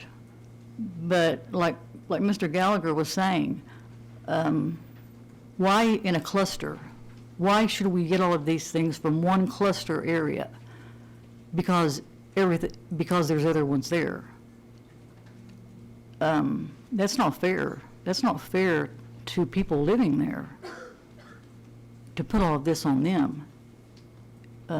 If you were living somewhere and you had red dirt, and you were sitting on it, and someone put a mine next to you, and the other people had red dirt, and they wanted to put in a mine, and you were there, and you had a personal residence with agricultural farm, and you wanted to farm and raise calves and have a farm, but you were sitting on red dirt, you wouldn't want red dirt all around you, having mining activity. If you were zoned personal and agri, residential. So you kind of got to look at it both ways. Just because there may have been a cluster there, most of these mines are dormant or they're closed. So you can't just say there's a cluster and let's put another one there just because there's one there. That's not fair. But anyway, I'll get on to my packet. The first thing you'll see on your packet of information is the bill or the sale bill when Mark Rich listed his property for auction. And I'm sorry, I'm going back to give you kind of a timeline of history of this property. Mark Rich tried to mine it. He tried several times. I went to school with Mark. We were good friends until he started all of this. And I tried to help him in many ways, but he wouldn't listen and thought he knew it all. So that got him where he was. But he lost the farm. And it sold at auction. I was at the auction, and I wanted to bid on it because it joined my property, and I wanted to get some more pasture for the cattle and the horses. So at the auction, my husband and I went, and we put up the whatever you had to get an auction number. And at that auction, Tom Terminello was there, as a lot of the neighbors was there. And Benny Holtzclaw was there with Tom. And I had the bid on that first parcel of property. On page 2 of your handout, you'll see that it's track 1, 2, 3, 4, and 5 of that auction property. And the I believe it was track 3 was the property I was interested in, was just 23 acres of improved pasture land, and that was adjoining me, and I had the bid on it. But then the bundling started. Rogers Group bought the 60 acres on the north side, which was the red dirt pit that John David Lindsay had mined, stripped all the red dirt off of, and then filed bankruptcy. And now it's just a stripped red dirt mine that's an eyesore. It was never reclaimed. It's an eyesore. And that's what's there. That's what a red dirt mine looks like that's been left. It's just sagebrush and overgrowth, and it's right next to my fence line. And we mow the side of it on the one side just to keep the sagebrush and the overgrowth from coming over on us, because it's an eyesore. But anyway, Rogers Group bought that. And they wanted it, I guess, possibly in the future to expand their quarry on around. And then the rest of the parcels were available, and so they started the bundling, and Tom Terminella wanted to do all the bundling and put it all in a package and buy it. So, I knew what his intent was. It was advertised. It was advertised on the sale bill. It had core holes drilled. It was prime for red dirt and limestone on the property. And I knew what his intent was, to buy it and quarry it, or mine it for red dirt and then quarry it. And so I didn't want that to happen, and I tried my best to outbid him. But, you know, I don't have a lot of money. And so I bid as far as I could go, but he outbid me, and he got it. And he got the property, and it closed, and there we go, you know. You can do all you can do. But after it closed, he looked me in the face, and he pretty much told my husband and I that he would do what he wanted to do on his property and what his intent was to do with it. And we knew what he was going to do. He was going to mine the property and get the red dirt off of there. Benny Holtzclaw was with him. And my husband knows Benny. He's in the construction business, and, you know, he knows who he is. So we knew from the get-go what his intent was. So with that being said, the next page, you'll see an email that I sent to Nathan. And that email is dated October the 9th. But I did have an email before that. I couldn't find it on my computer. I had saved it, but I was running out of time and I couldn't find it.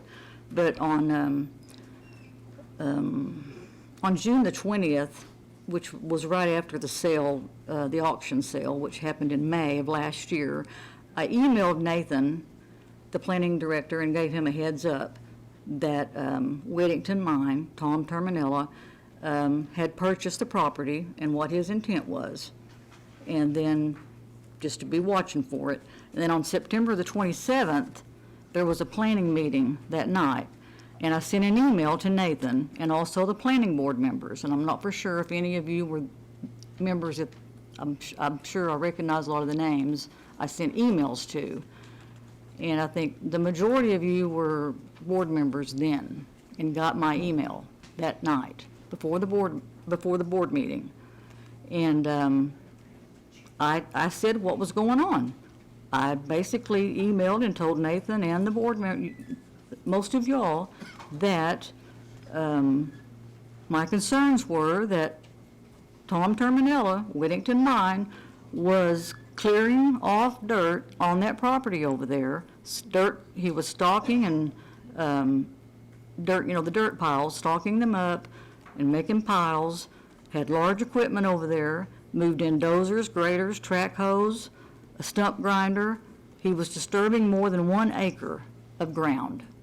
According to the rules on the website of Washington County, you're not supposed to be disturbing over 1 acre of ground on property. So, for new improvement. And I made y'all aware of this. And so, nothing was done. So then on October, you see my next email, October the 9th, I'm following up on the Whittington Mine. I emailed Nathan. I'm interested in what actions, if any, the county, I'm sorry I put city, but I meant county planning department, has made against Tom Terminella. I own property adjacent to Whittington Mine. I would appreciate being informed on this matter. October the 9th, Nathan gets back to me. Thanks for reaching out. Mr. Terminella is currently constructing a private road across his property. It is my understanding that soon he will be submitting plans to subdivide the property into 5 estate lots, so no action has been taken. Once we receive subdivision plans, we will review them as per our typical process, including publishing the plans on our website and notifying neighbors within 300 feet of the exterior property line. Well, I knew that was not correct. I thought, well, I'll give him the benefit of the doubt. Maybe he's changed his mind. and not going to mine it and build 5 estate lots. But I knew he wasn't, but I gave him the benefit of the doubt. So he kept on. I got pictures on my phone, but I didn't bring anything to hook it up to show him. He made trails all through there, cleared it all out, you could tell it was going to be a mining operation. And there was no way it was going to be 5 estate lots. And then he put in the heavy-duty big road. Everybody saw the road to nowhere. And so then I got with the JP at the time that was filling in for Rick Cochran because he had resigned, Alicia Devens, and we had to get a cease and desist order filed through the quorum court on him to stop the activity until he got proper permits to be operating over there. And that was done on your next page that you'll see in your packet on November 27th of 2018, signed by, had to get it through the judge with the quorum court, and it was signed by Brian Lester, that was sent to Whittington Mine, LLC, to stop and desist from all activities on the aforementioned property that are in violation of any county ordinance until you obtain the appropriate permits. So he's running rampant over there. I'm watching him. I'm trying to tell y'all, and nothing's being done. And I have to get with someone in the JP, and we all get together and we try to get him to stop, and finally get a cease and desist order to make him stop until he is permitted. Follow the rules. Rules are there for everyone to follow. I follow the rules. I'm sure the majority of y'all follow the rules. He should follow the rules. Rules are there for a reason, for everyone to follow. And that should say something right there. He is not a rule follower, apparently. So, going on the next page of your packet, you will see after the cease and desist order, you will see a general permit. And this general permit is something I had never seen before, and I have seen a lot of open cut mining permits. Because I've been going around with this for like 15 years, since Gary Combs started back in the early 2000s, wanting to mine on Rich's property, basic construction. And I've seen individual permits. This general permit came about, and if you'll look on the page where the general permit is, came about in 2014. And it's a new type of permit.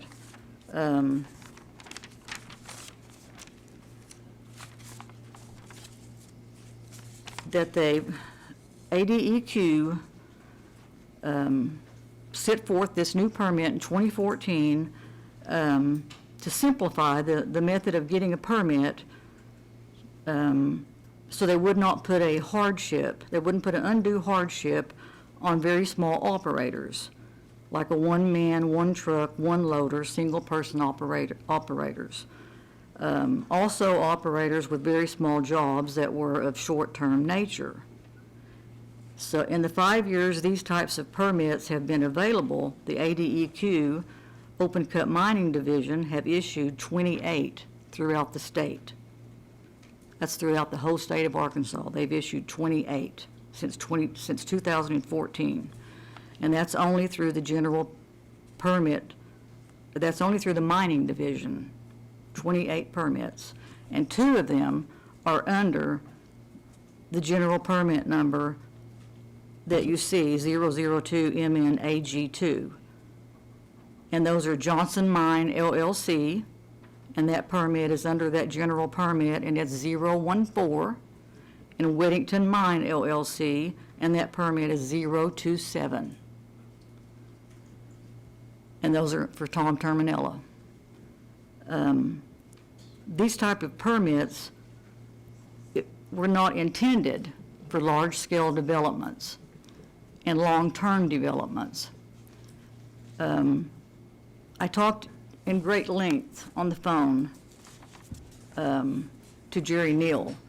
He's the assistant to the Associate Director, Jared Swifel, regarding this general permit at ADEQ. And he told me the reason behind it was just the meanings I just said, was to simplify and not put an undue hardship on small operators and people with small jobs that are very short-term. They could get a general permit, and then they could permit these small jobs that are very short-term under that general permit. And he was very surprised when I told him and shared with him all the information that I had.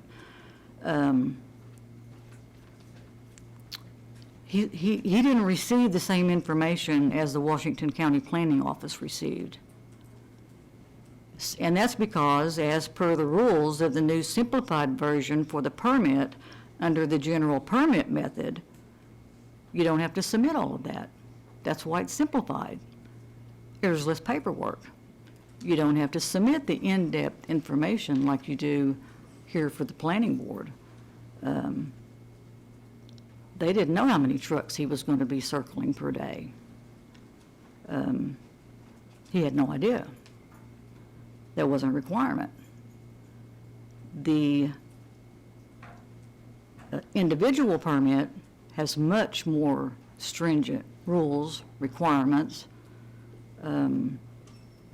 much more information you have to give, much more details, and that's why the majority, not the majority, all of the red dirt pits that were in operation, have been in operation, and are in operation in the surrounding area of where I live had an individual permit. None had a general permit. In fact, there are no operating mines, quarries, surface mines in this area under a general permit besides this general permit. There are stormwater permits under a general permit, no surface mining permits. This is the only one. And I feel it's in my opinion, this is my opinion. I'm very strongly with this opinion.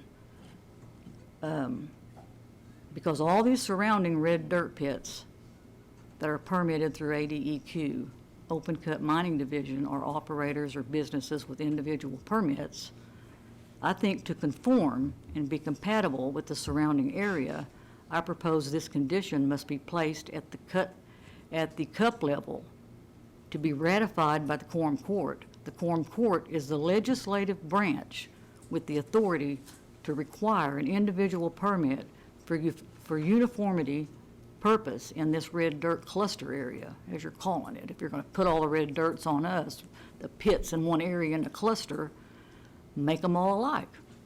Rules, regulations, one has to go by one rule, they all have to go by the same rules. One can't be regulated under a general permit rule, and the other have to go by individual permit rules, and not be, one can't hardly be regulated at all, and the other have to be regulated by more stringent rules. That is not fair, especially by one that you already have not seen, that's not really good management practices by not following rules in the beginning. We've already experienced that. We don't have a very good running record starting. So I'm saying we need to look at this. We need to look at it hard before we approve this.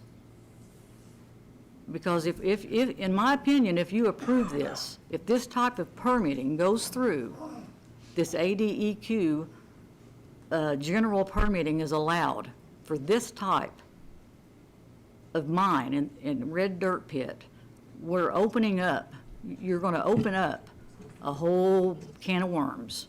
And we're going to be back here in this same place many, many, many times because it's a simplified method.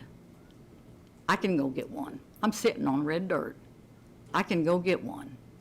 It's a simplified method of getting a surface mining permit to move red dirt. If you've got a tractor, a backhoe, a truck, a one-man operation can get one, can get a surface mining permit under this general permit for red dirt. And if you can get it passed through the quorum court and through the cup of the planning board, you're set to go. You can haul red dirt. And if you pass this, you're going to have a lot of operators out there getting one. And that's something to think about. Because once it's let loose, it's not going to be easy to rein back in. So you've got to set a standard in the beginning. And the reason why it got through at Johnson was because Washington County didn't have any control. It was through the city of Johnson. And they approved it, it got through them, and then he went back after he mined all that red dirt out and wanted to put a quarry in. He wanted to do limestone. They shut him down, he didn't get to do his rock because of Zero Mountain. And I'm just giving you facts. I'm not making this stuff up. You can go online and look at it. It's there. Go look at the minutes for the Johnson City Council. It's there. We have several people here who would like. I'm sorry. If took up my 10 minutes, I'm sorry. I was just trying to go through my packet of information to get, these are important points. Very important. They're very important. And it's, I know nuisance, I know safety, nuisance, traffic, values of your property. It's all important. But this is where it starts. If you don't have this, you can't run. This is where it starts.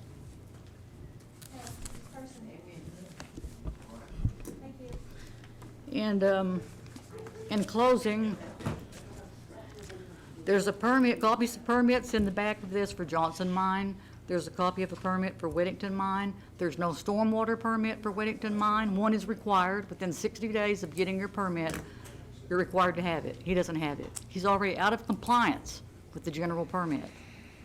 He's not even in compliance yet. He has his permit. So he's not even following good management practices under this permit he has. Read the rules. I put the rules in here. Read them. He's not in compliance with what he has. Thank you. Thank you.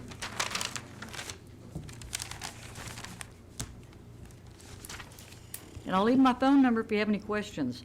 I have loads of information. If you're welcome to look at any of it. You don't have to recreate the wheel. I have it. Thank you. Thank you.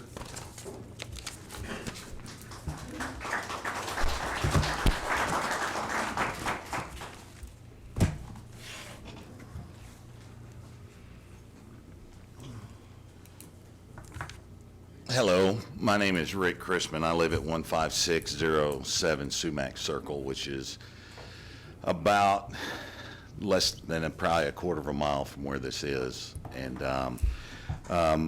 there's a couple things I just want to talk about. I know the gentleman that's a couple of the gentlemen that spoke first spoke about a lot of the stuff I was gonna try to speak about, and I'm not gonna redo that. You guys heard it. So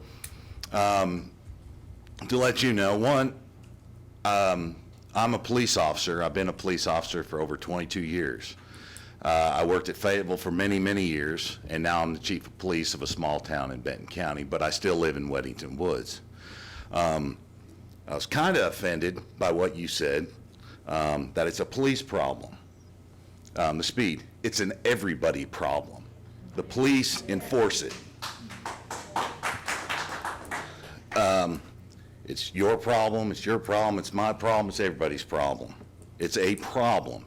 That's called passing the buck when you do that.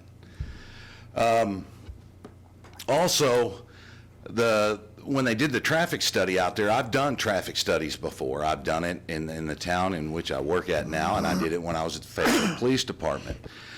And I know the data that can be used that comes from that traffic study. And there's two major state highways that run through the city that I currently work in, and we are trying to get the speed limits lowered, and we had to go through the state to do so. And I know they used the 85th percentile of the speed that was out there. I noticed that was not on the map. What was the 85th percentile of the speed on that road? Completely left off. And that's how the state determines speed limits.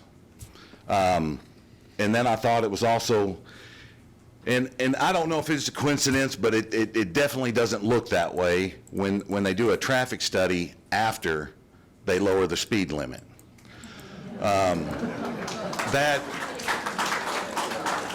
That's going to construe the data, it's going to mess the data up. The point of doing a traffic study is to determine what the right speed is. You leave it alone, you do the study, and then you make your decision. You've just altered that study, and I don't think that study's worth the paper it's written on. Also, they say they're going to run these dirt trucks between these certain hours and avoid certain hours. What's the penalty if they do? Police can't do anything. I don't know. It's going to happen. It will happen. Is there a need for red dirt in Northwest Arkansas? Absolutely there is. They're building houses everywhere. They need red dirt, and it's not against them. It's just the fact that these trucks are going to pull out onto this road and start to go towards Weddington. That is a steep hill. That is a very steep hill. That truck is going to go about 2 miles an hour up that hill. And it's an incline, and dirt is going to fall out onto the road. And they can say, well, we cover them. Well, there's a state law that mandates they cover them. Why is there a state law that does that? Because people don't do it. I see it all the time. And there's several motorcycles that drive this road. If there's loose gravel on that hill, it's going to be bad. It's going to be really bad. And I've been to fatality accidents. I've worked a lot of accidents in my career. It's not fun to see that stuff. You guys don't have to see that. They don't have to see that. I do. Now, I'm not going to go see it at that part, but I'm just telling you, a lot of these things need to be considered. And the fact that they changed that speed limit, man, it just doesn't look good. That does not look good. And also, I didn't look at the dates when the traffic study was done, but I believe, and correct me if I'm wrong, someone, did they do that before school started? Yes. Wow. That's going to mess the data up too. Because I don't drive up that hill in the summertime. I go north on Harmon. I pull out right there at Dogwood. But in the school time, I take my kids to school, so I turn south. So that data is skewed. They need to redo it. I wish they'd raise the speed limit up, but of course we can't figure out who did that. And so, anyway, I'll leave it at that. You guys got a lot of decisions, and I would not want to be in your shoes. You guys got a tough decision to make. But anyway, thank you.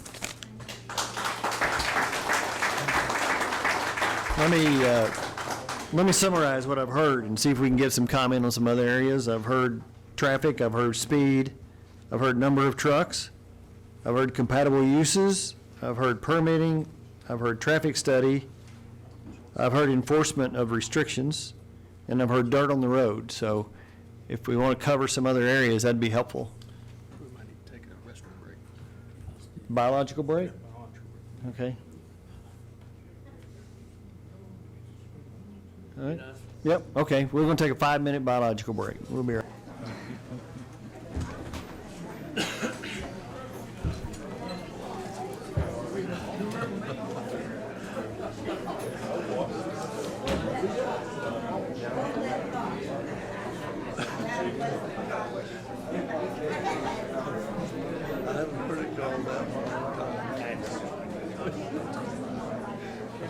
I learn something every day.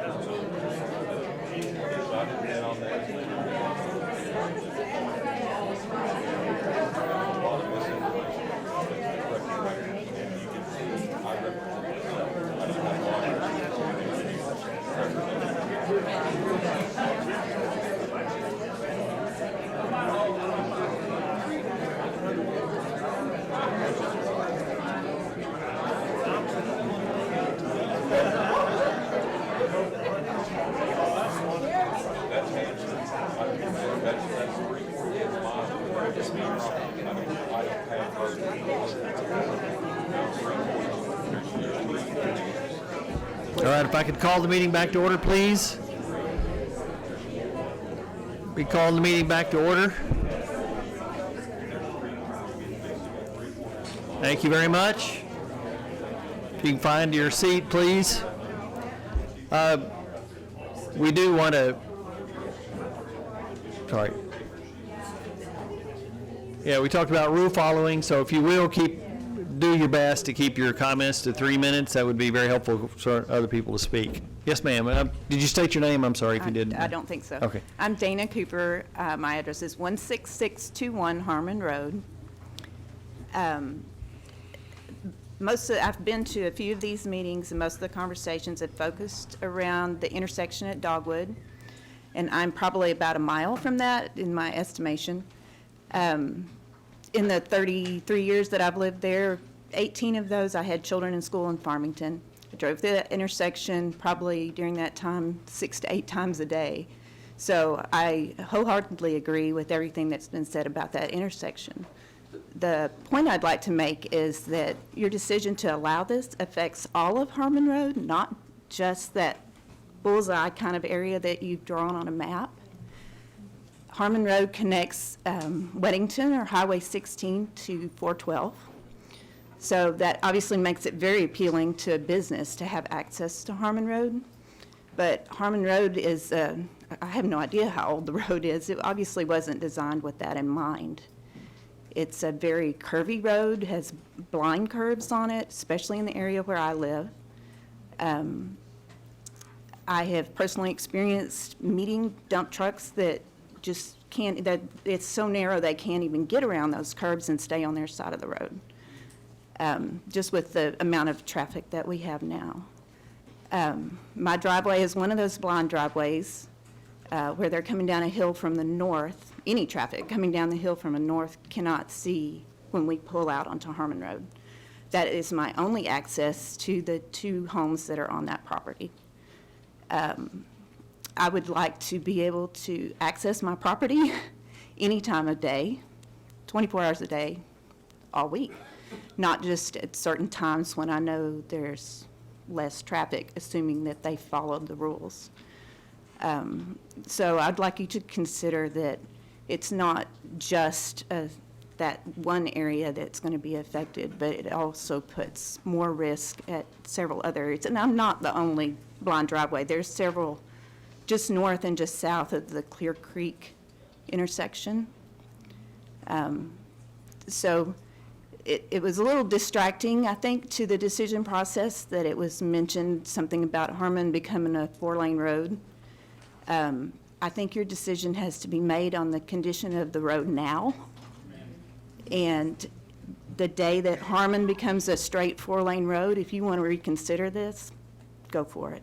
But I don't see that happening really fast, so I would definitely want you to consider how the road is now when you make your decision. Thank you. Thank you, Ms. Cooper. Yeah, we'll just go down, it looks like you're all on the same row there from here, so we'll start at the end.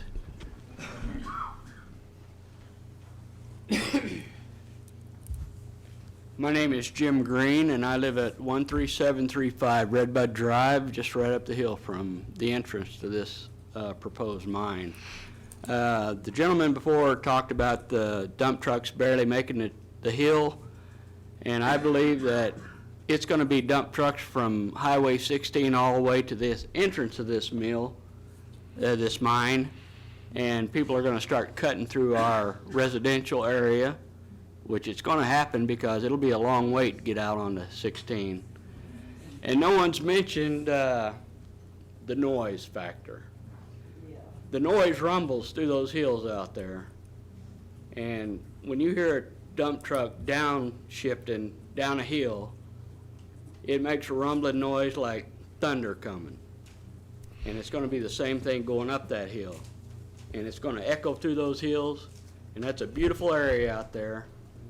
And I relocated here from Wisconsin 2 years ago and bought out there because it's such a beautiful area. And a strip mine or a red dirt mine will leave a scar on the land that never repair, never. And so I hope you vote no on this. Yeah, there's some lady right behind you. I see you, but we're running right behind you there, yeah.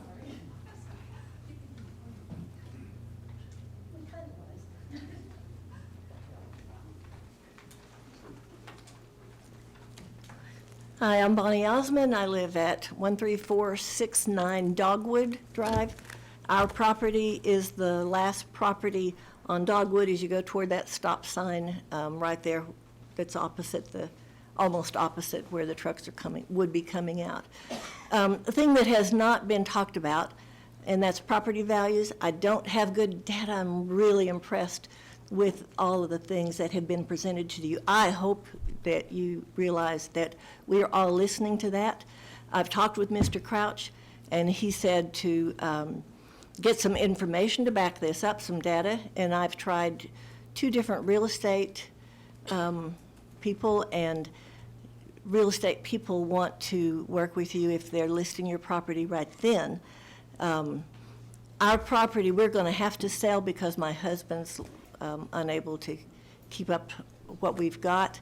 We're going to have to sell probably within a year, and our property value, I know, will not be what it is now by a lot, and that's really going to hurt us tremendously when it comes to relocating like we're going to have to do to my son's property. Please consider the property value as you consider all the rest of these things. Thank you. Thank you. Yeah, that lady right there, yeah.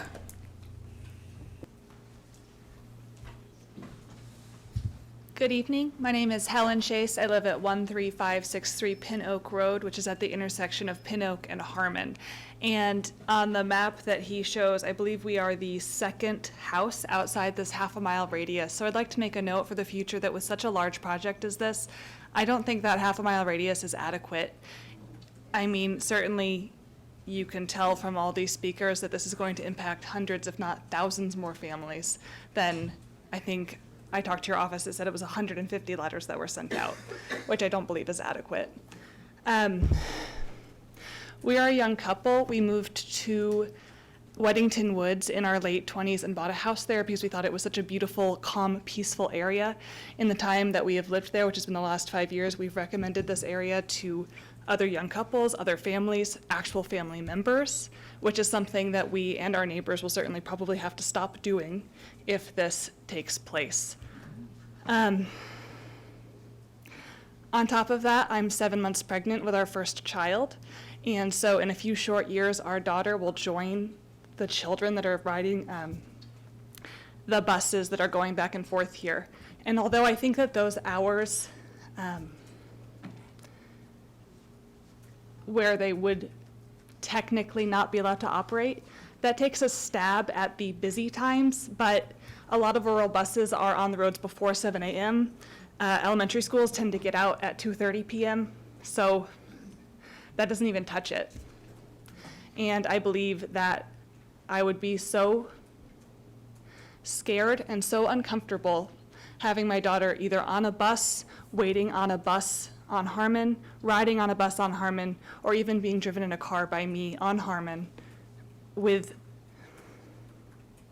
certainly probably more than 50 dump trucks a day going back and forth. And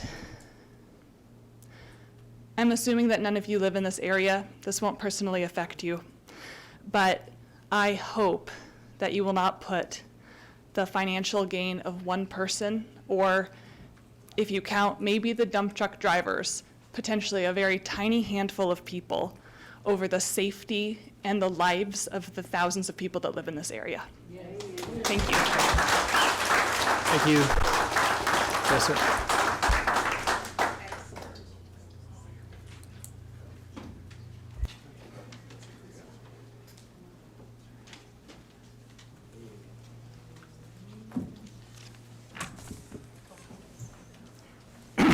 Dick Johnson, 13650 Pin Oak Road, Fayetteville. Lived there 44 years. And for all of you, first of all, let me thank you for all of the time you give. And Bob, I hope you can hold on through this talk. I'm going to try to make it brief. I had a lot of pages and marked off a lot of stuff. But I'd like for everybody to take a minute, and I'm going to talk to you from a human level and not as an engineer, but just a person that has lived out there a long time. there's not any hate involved in what's going on tonight, none at all. We've always objected to one thing. If you walked out, if any of you walked out there yourself, if you lived out there, you could not put a worse place in the world for a dump truck exit than the bottom of Harmon Hill. I've lived there 44 years, and I know a lot about that hill. I've probably seen more than 100 wrecks out there. 99% of them have been on that hill. We had a hit and run right at the exit point, but I'm not really concerned as much about that exit point. It's much like they say about a snake. Two people walking through the woods, it's the second person that's getting bit.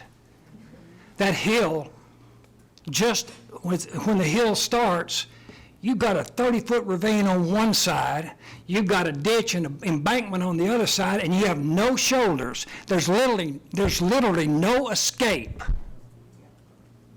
for the second or the third or the fourth car. Again, to my expertise as the resident that's driven it every day for 44 years. When people follow me home, and I say follow me home, I drive like you drive home. I didn't ever know that the speed limit was 45 or 50 or 60 or 80. I just drove home for 44 years, never had an accident. But I'm sure I'm one of those 40-mile-an-hour guys. And Dole, you said there's no objective evidence that supports us. I would say that your traffic study is the best objective evidence we can have. There won't be a policeman sitting there making sure people go 30 miles an hour. And they're going to come down that hill at 40, and in that case, you said it satisfies the distance by lowering the speed limit 30 miles an hour and by moving the exit 2 feet. Are you kidding me? 2 feet is this far. It's that far. Now, no, really, I want to make a point, guys. There's a line. One side of that line is safe, as determined by the Green Book. The other side of that line is unsafe. 2 feet. Think about you and me if I'm driving a truck, or if I'm acting like I act every day of my life. I'm a law-abiding citizen, and I still don't abide by the law all the time when I'm driving home. People are in a hurry to get to school. They're in a hurry to get to work. They're in a hurry to get home after a long day. There is no hate. We're worried about somebody's life. That's what we're worried about. We want you to take all that into consideration. You know, it's a curious way that we've gotten here. When this first came up, and look, I'm not going to take my time, I'll speed through this. When this first came up, Mr. Terminello, we were told by the county judge's office, the county attorney's office, and by Mr. Crouch that this was a private property to private property thing. He could do anything he wanted to do. I said, what about the exit? I really don't care. None of us care about the other. What about the exit? Because we all experienced this 5 times before. We've talked about it. He says personal property, that's like a driveway.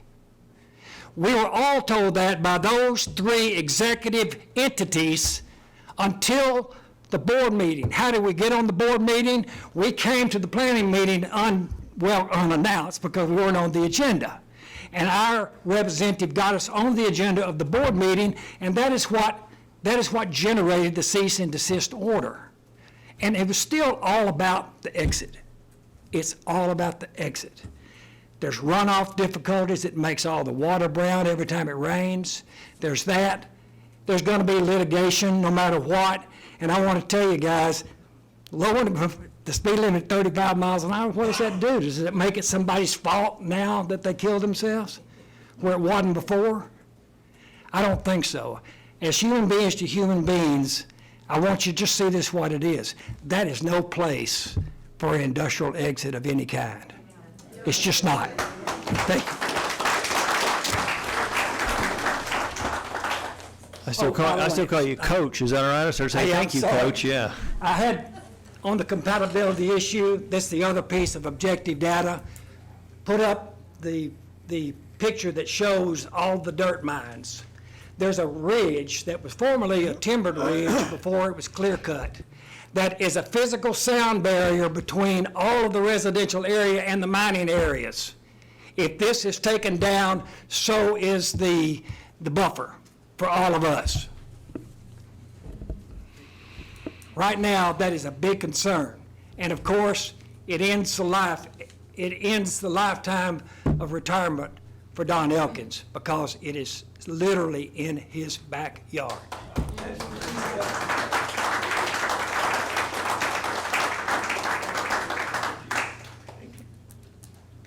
Yes, sir.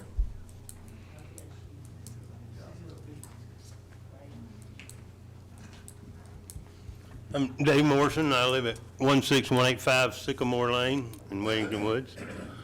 I express the same concerns that others have about the traffic and the safety. I also express some real concerns about the noise. I personally live out there and I work out of my house quite a bit. I know when Mr. Terminella was working on the top of that hill cleaning that up, I could hear the equipment running at my house. And I am in this loop at the very edge of the half-mile radius. I also have another major concern in this cup that we have here. Says that he's gonna do the red dirt and creek gravel. Now, creek gravel means we're gonna be sorting material there, which means there's gonna be shakers and considerable noise and considerable dust. I just wanna make that point. I want y'all to think about it. That's in the notice I got. Mr. Terminella says it's a red dirt mine, but we're gonna handle creek gravel. I don't understand that personally. I'm in the construction business. I am a plumber. And I don't understand how you do a red dirt open mine pit and sell creek gravel out of it.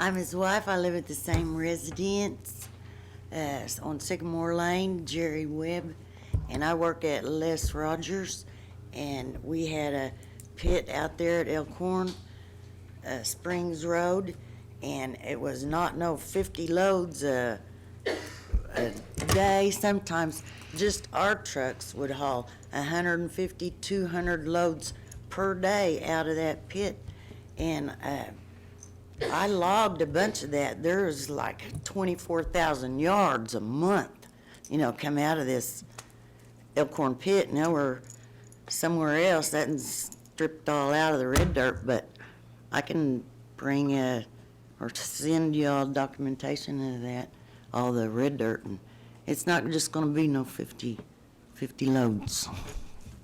Or 75 either. Thank you. I saw a hand.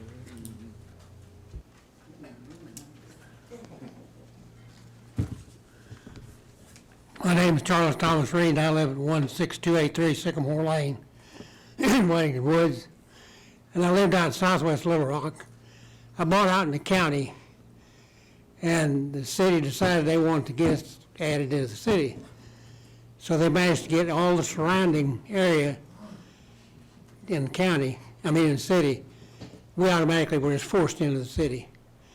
They said, well, did you not want in the city? I said, if I wanted in the city, I'd have bought in the city. Same situation out here. I've got out here, I've been out here 30 years. If I'd wanted out where a bunch of traffic, a bunch going on, I would have bought somewhere else. That's about all I've got to say. Thank you.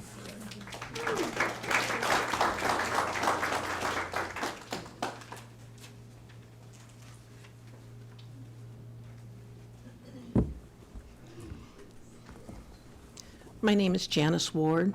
I live at 16365 Hamstring Road. I've lived there for over 30 years.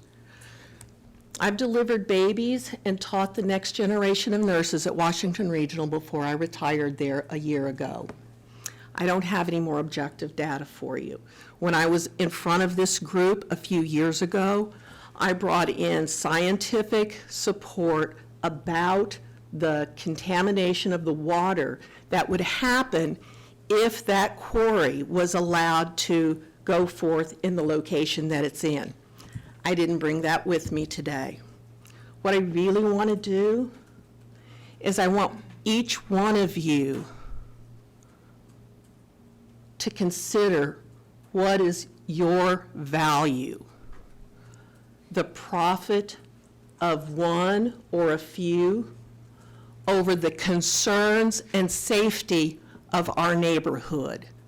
Everybody here has expressed concerns, legitimate fears about the well-being, the safety, the ability to enjoy their property.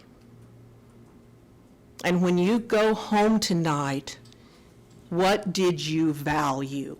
Yes.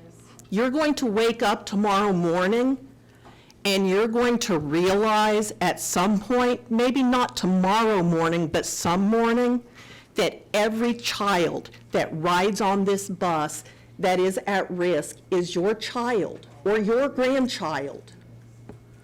Everybody lives downstream from the contamination that happens on that creek. Our neighborhood is your community. Did you place value on profit over your family and over your community? And that's all I ask you to do, is look here. Don't let it happen on your watch. This is not the first time we've played this game. Don't let it happen now. Thank you.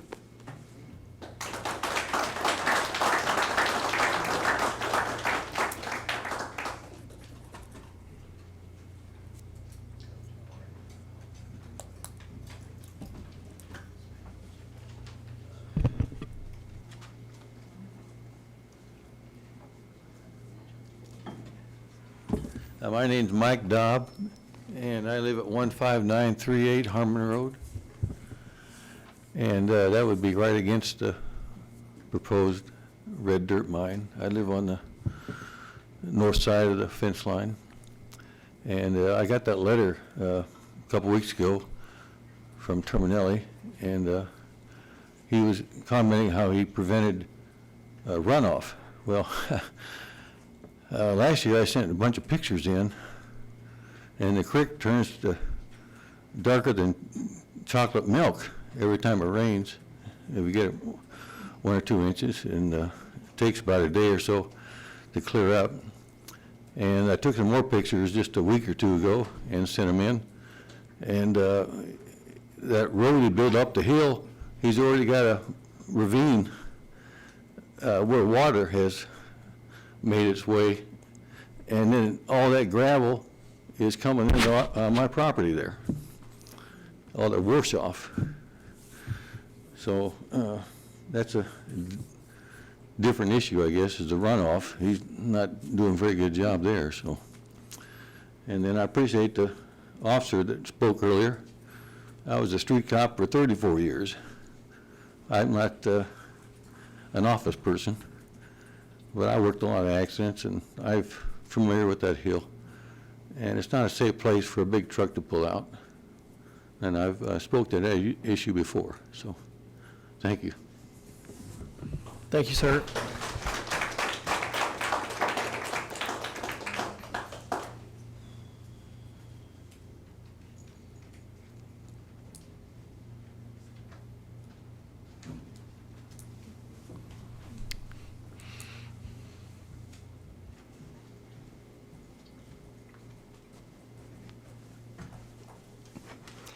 Hello, my name's Michael T. Trace, and I live at 16075 Maple Circle. Been out there for about 11 years now. It's my first go-around with the red dirt mine, but it's my understanding that we've been around this a few times now. My big concern is I've got 3 children. One of them just started kindergarten week before last. Got an older sister by 3 years, and an older brother again by another 3 years. And they all 3 ride Bus 43, which is a great big cab-over bus that goes up and down that hill every single day. That road is not wide enough for a bus of that size and a dump truck of that size to meet each other with any consistency safely. Every time I go to work down Weddington Road, we go past where Hamstring Road comes into it, and right there on the side of it, every single time I look at it, there's a big pile of gravel that is falling out of dump trucks, and that's on a straight stretch. Now, picture putting one of those 40-ton dump trucks going up this hill, which I hear is a 3% grade for the first 100 yards or so, but it's certainly not a 3% grade once you make that first left turn. That gets at least to a 10% grade, which is much steeper than the interstates. And there's no way those trucks are going to keep their loads in the back, covered or not, because they're going to be overloaded to the hill, just like every other dump truck is financially motivated to do. Red dirt, when it gets wet, turns into clay. And that road, being a 10% plus grade with an S-curve on it, there's no way that there's not going to be accidents coming back down that hill after a light rain or even a medium-sized rain. There's not going to be anybody cleaning the big chunks of rocks off that road that people are going to have to dive into the other lane to avoid. And so I would ask you to deny it for safety reasons. If not for my kids and not for the kids of everybody else here, but just think about absolutely everybody else that's going to have to dodge these big chunks of rock. Thank you.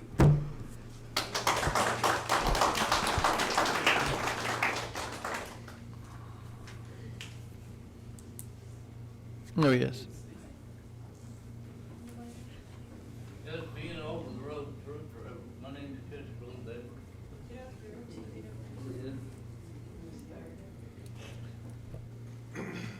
Oh, excuse me. My name's Chester Lee Baber, and I drive Harmon Road about every day. And not only do I see bicyclists stepping down that road, and he's right, we do not have room for big buses and dump trucks. You know, we got to think about the family, the children, and everything else. You know, it's got to start someplace. And there's times that I met other cars coming over in my lane to dodge a bicyclist. Now I'm looking at head-on traffic. You know, I do mowing on the side and stuff. But, you know, I wind up with my trailer off in the ditch trying to dodge head-on traffic from bicyclists out there. Why? And there ain't no shoulder, ain't no place for any of this stuff to go for safety.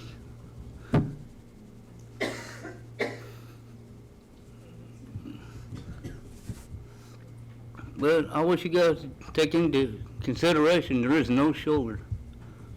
There are no area for margin for safety out there for bicyclists.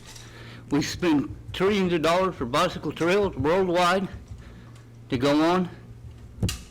But why are they going, these roads are not only curvy, steep, blind corners. You don't know until after you wind up looking at head-on traffic. Last thing I want to do is see a bicyclist off in the ditch because of this situation. As being an old OTR driver, I've been down a lot of roads, but this ain't one designed for trucks. Not only are they not just going up the hill, they're going all the way back the other direction, back towards Tiny Town. So they're working this road both ways. And I want to thank you for your time. Thank you.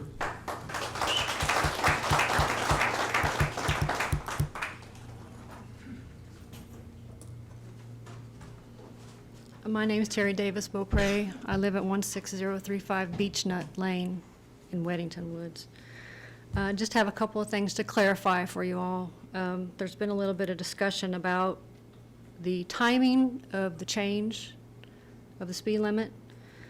I was in contact with Mr. Crouch a couple of days ago, asking him when and why that happened.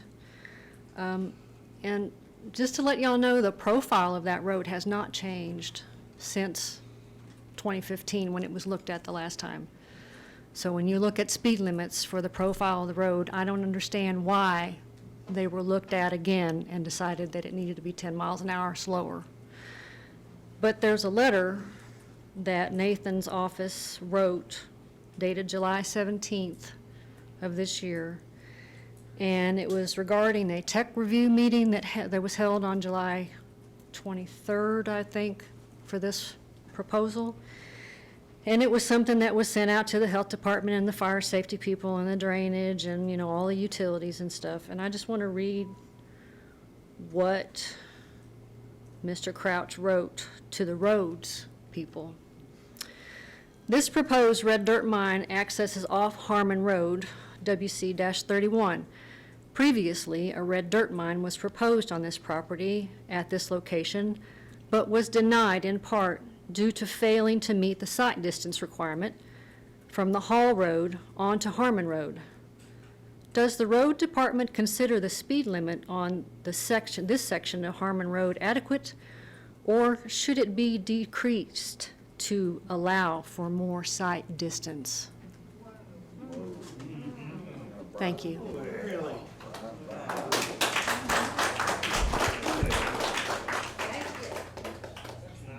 Yes, ma'am.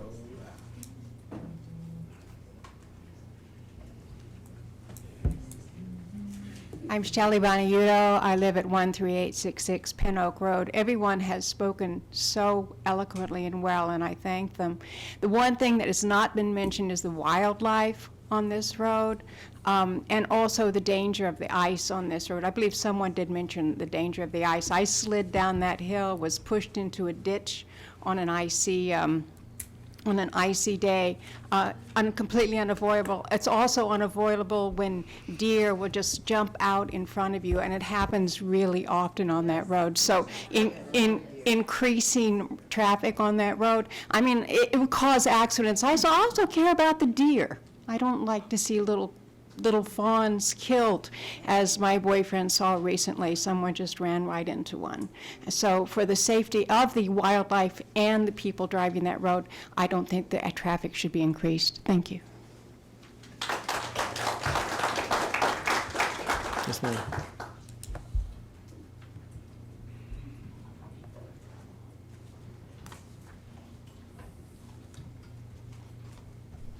Hi, my name is Judy Goad, and I lived for 10 years in Weddington Woods, so I know what the noise and the roads are like. I've slid down, backwards down the hill, going up straight across where they want to open up. And it's frightening. It's frightening. And I right now live on the corner of Hamstring and Weddington. And during the week, well, not now because of this, but when I love going outside and working in my yard. But I go out there during the week, I have to wear headphones during business hours because of the dump trucks. I can't have my windows open because of the dump trucks. I mean, not only does it, put dust out a lot in the house, but when you have allergies, and I'm just here to support them because I know it's going to end up affecting Hamstring as well, so. That's all I got. Thank you. I saw somebody over that side, did I?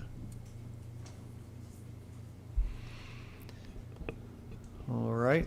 I have a question for Nathan. I'm not going to speak, I've just got a question.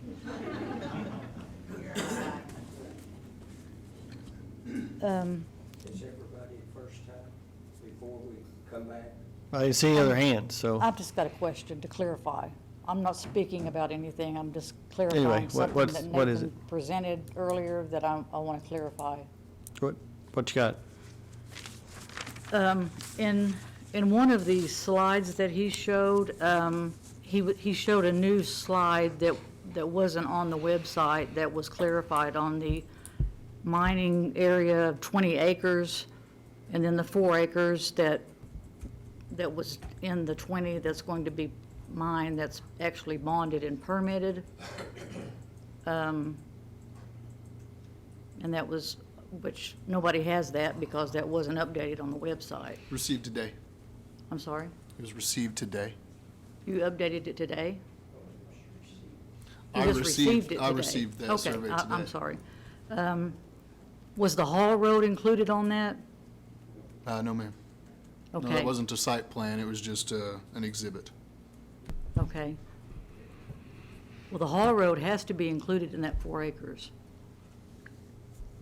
In the 4 acres that's permitted, and it's in y'all's packet, in the mining general permit rules.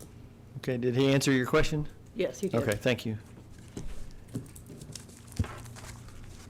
I just wanted to point that out. Anybody else? And another thing I wanted to point out was on the geographical, on the Wheeler Quadrangle topographical map, there is a tributary stream at 1229 corner that runs into Clear Creek and then the Illinois River. So that's a concern for runoff. Yeah, I've got runoff on my list. All right. I'd like to, Mr. Terminelli, you want to respond and Yes, sir, I give some do. comments? Good evening, Mr. Chair, members of the board. Thank you for your time and your service for our county. I don't know where to, I'm going to start on the rule breaking. I'm going to try to address everything that was a concern, and I've read every document that your planning director sent me. Every word of it. And I've been in Fayetteville since 1970, 50 of my 53 years. I'm a resident, I'm a taxpayer, I'm a citizen, and I live out West Fayetteville. And it's amazing to me, and it's human nature, but it's amazing to me how much everybody knows about your project and your intent when they've never talked to you. So I've had a bunch of people up here this evening, concerned residents, citizens of this county, and I would be one too, okay? So I don't hold that against anybody. But at the end of the day, we bought half of this farm at auction. The other half of the farm was purchased by the Hunt Rogers Group, which is the largest commercial quarry, rock crushing quarry in the county.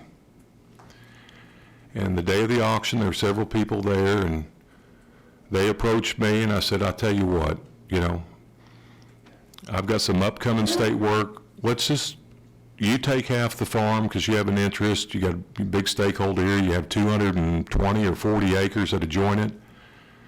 And I'll take the other half of the farm, and, you know, we'll just call it good at that. And the fellow got on the phone and called his supervisors, and he walked back over and said, Mr. Terminelli, I've called, and that sounds like a great plan. We want to be a good neighbor, and, you know, if you had an interest in the material, we want you to have half the farm, and we'll take the other half, and we'll bet on our part, and we'd appreciate it if you wouldn't bet on ours. And fine. So we bought the farm, and there's never been a secret. The entity that acquired the farm is Weddington Mine LLC. There's no secret. There's no deception. We bought the farm for the minerals. And everybody in this room, everybody in this county, everybody in the state, and everybody in the United States has what's called a bundle of rights associated with real estate. And under your bundle of rights, you have the right to own it, you have the right to lease it, you have the right to sell it, you have surface and subsurface minerals, you have the right to drill a well, you have a water well, a gas well, an oil well, you have air rights, and more importantly, you have surface and subsurface mineral rights. So when we bought the farm, we bought it with the intent to mine, okay? And I'm a miner, I'm a lot of things, but I like dirt. I've always liked dirt. I've been in the dirt business for now 32 years. My family owns a 90-acre mining operation in Washington County. It's called Johnson Mine. It sits just north of the Fayetteville border. It's actively 19 acres. It's expandable. The ownership is up to 90 acres.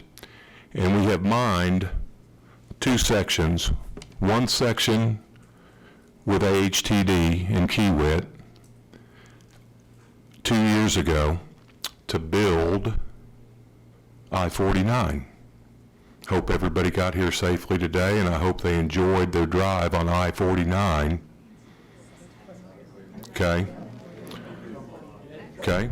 You know what? Can I ask? I was, Just a minute, Tom, sorry. I'm going to ask you to be respectful.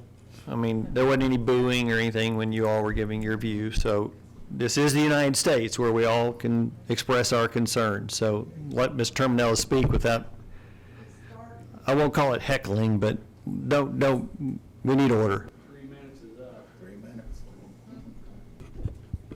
He has a lot of questions he has to address, so. Thank you, Mr. Chair, and I'm going to remain respectful. Everybody has their opinion, they're very passionate about their thoughts and their ideas, and that's fine. The bottom line is, I'm in the mining business. My operator has successfully mined for the last 40 years, 45 years. They currently run my operation in Johnson. They currently run the overburden operation at APAC, the Sharps Quarry, in the north end of this county and the south end of Benton County. And the one thing, going back to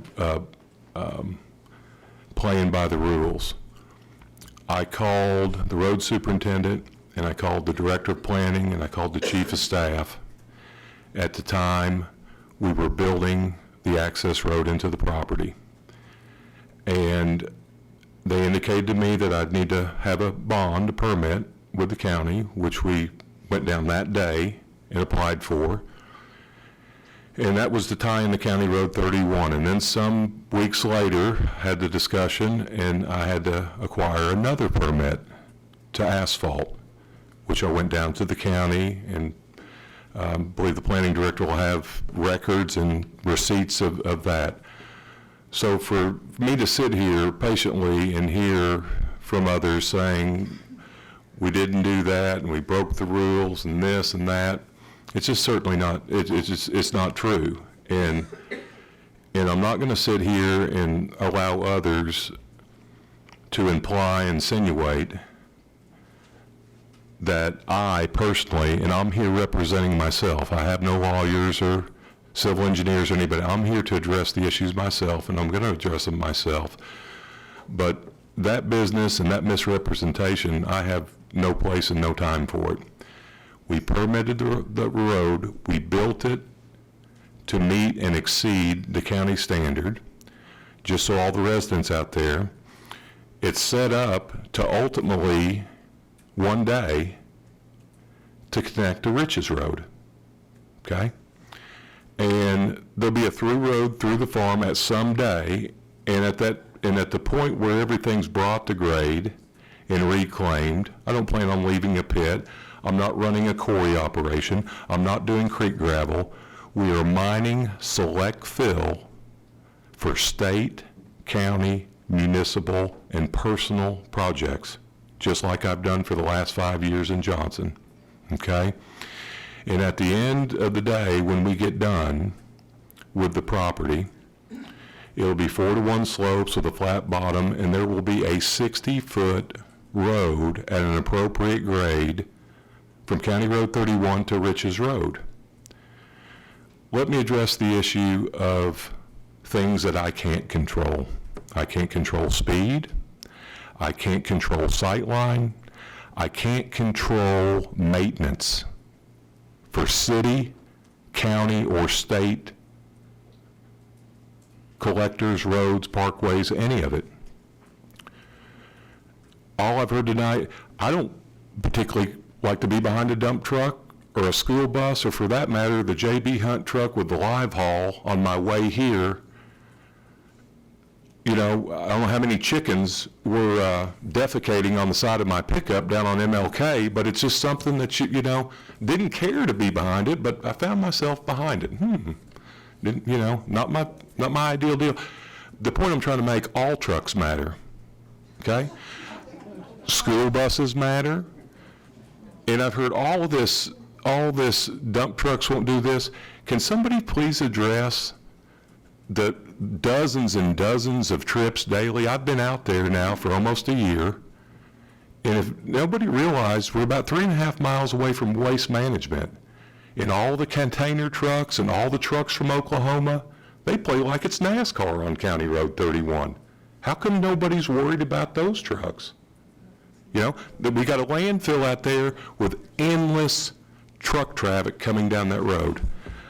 So the point that I want to make is I've asked the county to improve and cut back the right-of-way. Weddington is guilty from Weddington all the way to Siloam Springs. If anybody's driven that road lately, the right-of-way, I don't know if it's the amount of rain this year, whatever, but you can't see around any turn. Well, that's not my responsibility to maintain those roads. It is my responsibility as a businessman and a citizen and a resident to operate legally and to operate within the letter of the law. And I sit here tonight, we've not had an incident at Johnson Mine in 4.5 years of operating. We've not had a single incident. We've not had anybody hurt. I personally wake up to the mine and go home from the mine daily. And in the back of my truck right now, there's some rocks. And the rocks that have fallen off between the tires, and they're on the side of the road. I don't know anybody else that would even have even care to do what I do, but I'm not going to sit here and allow other people to classify me as this and that and whatever. The bottom line is we bought the farm to mine the minerals. The county judge, the chief of staff, the director of planning asked me to come before this board and file what's called a conditional use permit to do so.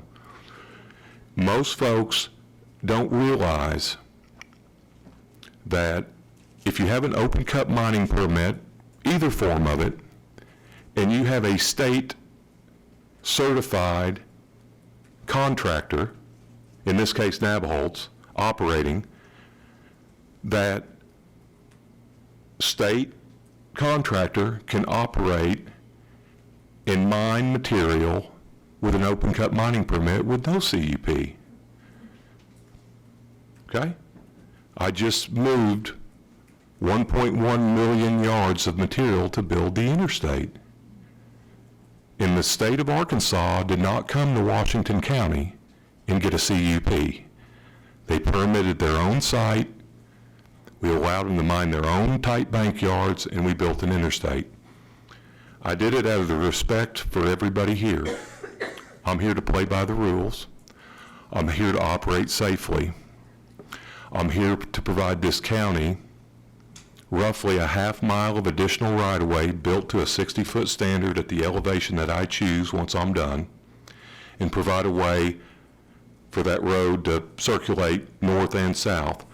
I cannot, the first thing that came up when I bought the place is, oh, we'll just use Rich's Road. Well, there's 16 people on Rich's Road. I'm not going to 16 different people on Rich's Road and asking them to move their fences and trees and this, that, and the other to meet a county standard. That's not my responsibility. So we spent the money and the effort and the permitting and the time to construct the road that ties into County Road 31. Okay? And spent a great deal of time on it. So, and I'm jumping around here, but I don't know how to address, all of these concerns. If you're concerned about your children on the school bus, I take my daughters to school and I pick them up, okay? That's all I can tell you. If you're that concerned about the roads, okay? And you're that concerned about school buses, okay? And I can also validate and say Harmon Road has been handling landfill traffic, cross-through traffic, feed trucks, live haul trucks, chicken trucks, turkey trucks, every kind of truck that you can imagine. And to my knowledge, there's nobody that has an issue with those types of vehicles. everybody here tonight spoke as every single load that leaves this operation is automatically going to go south to Weddington. How do they know where my customers are? How do they know this material's not going to Springdale, where 60% of our business is? So I'm here tonight to ask you to approve. I have a bundle of rights vested in a piece of property that we bought. We permitted a haul road. We're going to operate within the state and the county regulations. I'm going to be a good neighbor to everybody out there that's civil. The ones that aren't, I can't control that. But I'm not going to sit here and browbeat the people that have concern, because anybody would have concern, okay? Anybody would have concern about their neighborhood, and I respect that. You might ask everybody, I hear property values. Well, maybe we should go over to Clear Creek and ask them how their property values have been affected. I've been mining for 4.5 years. There's another mining operation right next door to me, Les Rogers. There's a third mining operation, the APAC yard. Nobody, to my knowledge, has ever complained about any property values or talked about unsafe operators. So that's the other thing. We're not open to the public. We are open to a select group of contractors. We choose who we load. We do it on our schedule and our time. And if somebody's, if that driver or provider, trucking provider, doesn't have an assessment and he's legal and he's not courteous and he doesn't drive, we don't tolerate unsafe behavior in and out of our operation because we can't take on the liability. So here again, don't classify me as the Hunt Rogers Group quarry. We're not quarrying stone. We're moving select fill for our own farms and our own real estate. I've offered the dirt, and I'm permitting the dirt for the Weddington and MLK interchanges that are coming up with the state. I've offered the material to the chief of staff, to the state, to the county, to the municipalities, okay, to use. And logistically, answer your questions, why is there so many dirt mines out west part of town? Well, everything from Greenland to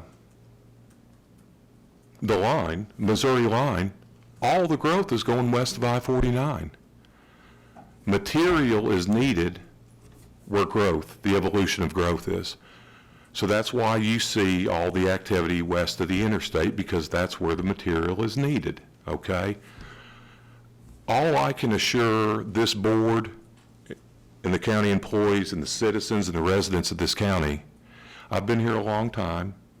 I've had the same cell number for 30 years. I'm welcome to give it to anybody tonight that wants to be civil and visit with me. I'm not here to endanger your families, your children. I'm not here to adversely affect your property values. And I'm not certainly here to engage in business practices for a monetary gain at the expense of everybody that lives in western Washington County.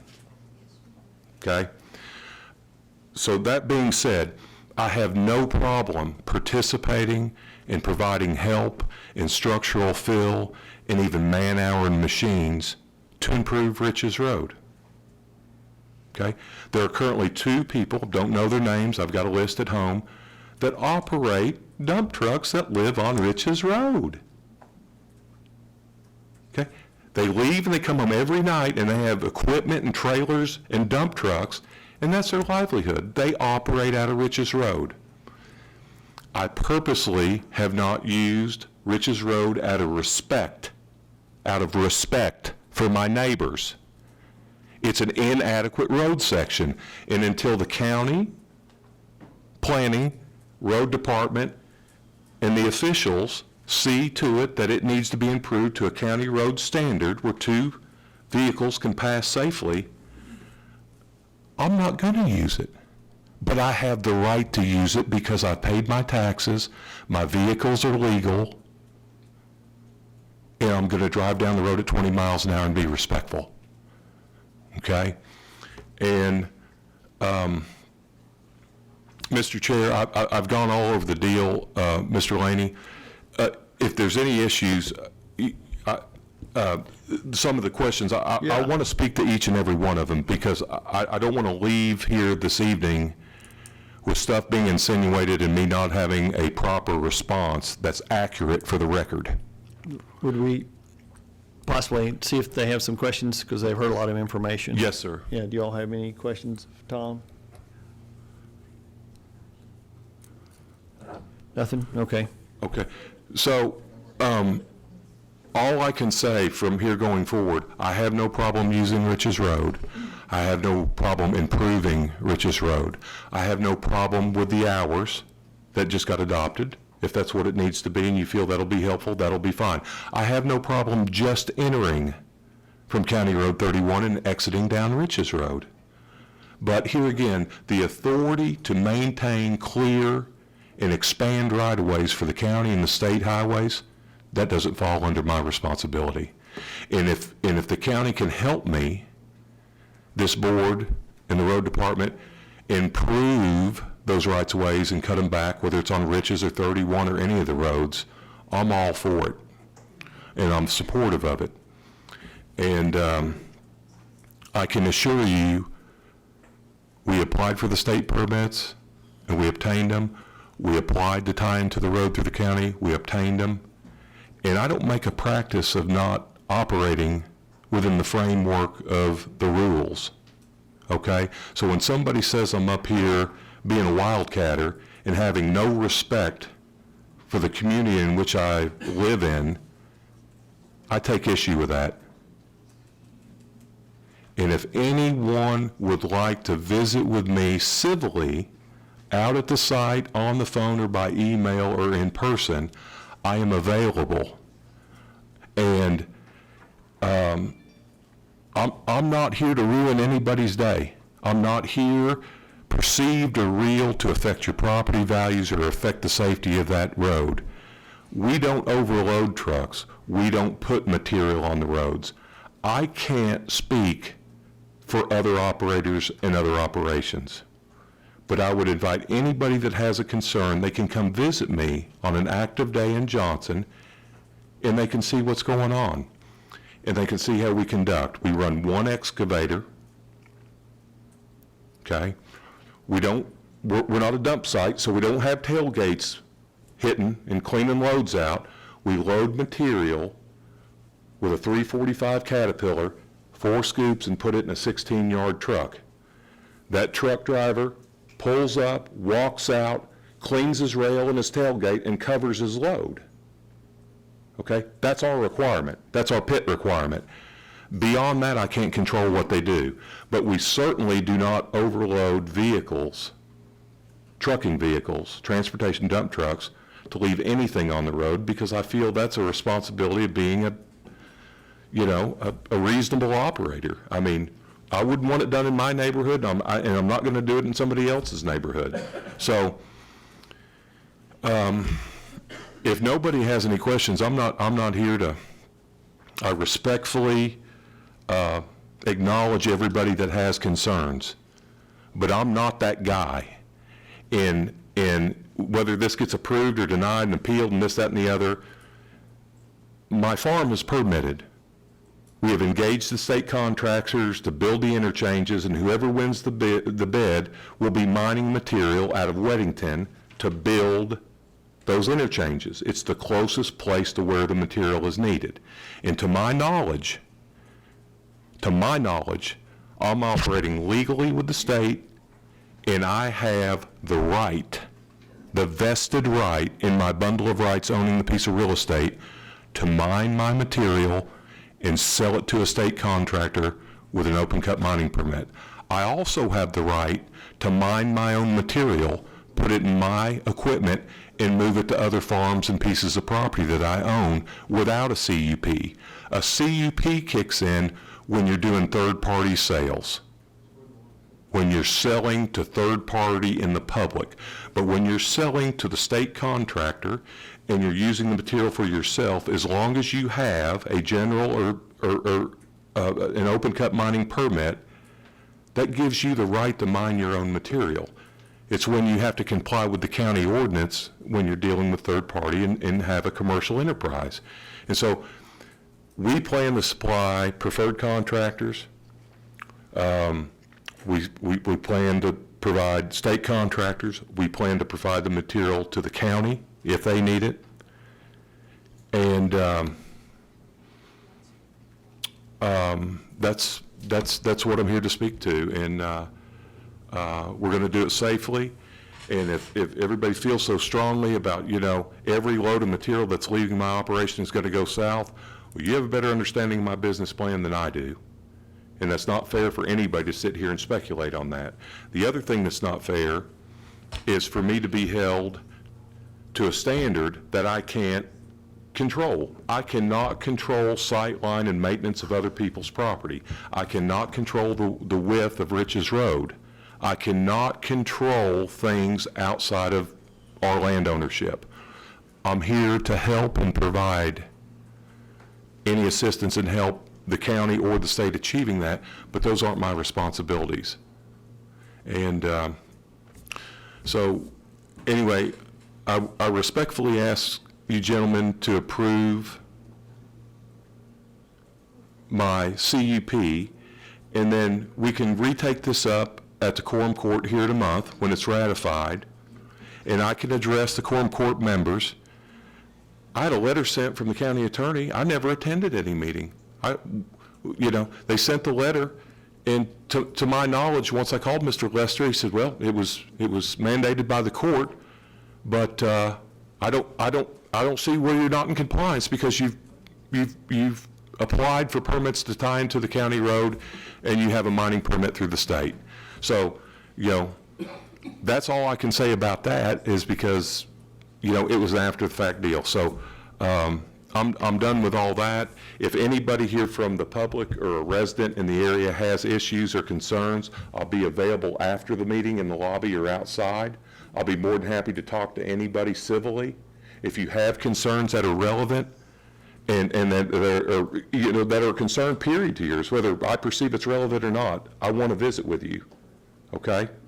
And in the future, if anything out of the framework of ordinary or unsatisfactory, I would expect somebody to call me. If something that I'm involved in and somebody's operating in an unsafe manner, I would appreciate a call from any member of this body or any member of the public, because I'm not here to adversely affect anybody's quiet enjoyment, their property value, or the safety of their families. I have a family too, 4 children, 2 at the U of A and 2 at New School, a wife that has a business right over here on the square. I'm not here to adversely affect anybody's safety or their monetary value. And so with that being said, thank you for your time.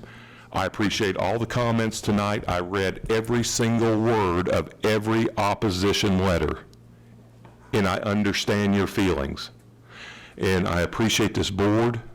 I appreciate the chief of staff, and the planning department of this county has gone beyond the call of duty, members of this board, so you know. They have gone and called and gone and gone and gone and requested, and I think I've provided everything up until noon today. Every single thing that they've asked for out of respect for Nathan and the planning department, and I'm going to continue to do that. So, if anybody wants to visit with me after the meeting, I'm available. Anybody wants to visit with me in the future, I've had the same cell phone number for 31 years. Please call me. I'm never too busy not to meet with you. So, Thank you. I'll leave it at that. Thank you. Thank you. My mic's off. We'll take about 5 more minutes, 7 more minutes, and I want you to direct your comments to us, not to Tom, and I don't want this back and forth thing going. So, yes, ma'am, come on up, and we will conclude the public comment here at about 8:20. My name is Stella Elkins, and I live at 15566 Harmon Road. Excuse me. And unless something has changed, there's still not a clear sight up that hill from the exit down at the bottom of the hill. And that was one of the reasons that Mr. Ritchie could not get that through. And that's all I have to say. Thank you. Thank you. Yes, sir. Well, let's see. I don't think she spoke yet, Mr. Boundary. Let me let her speak.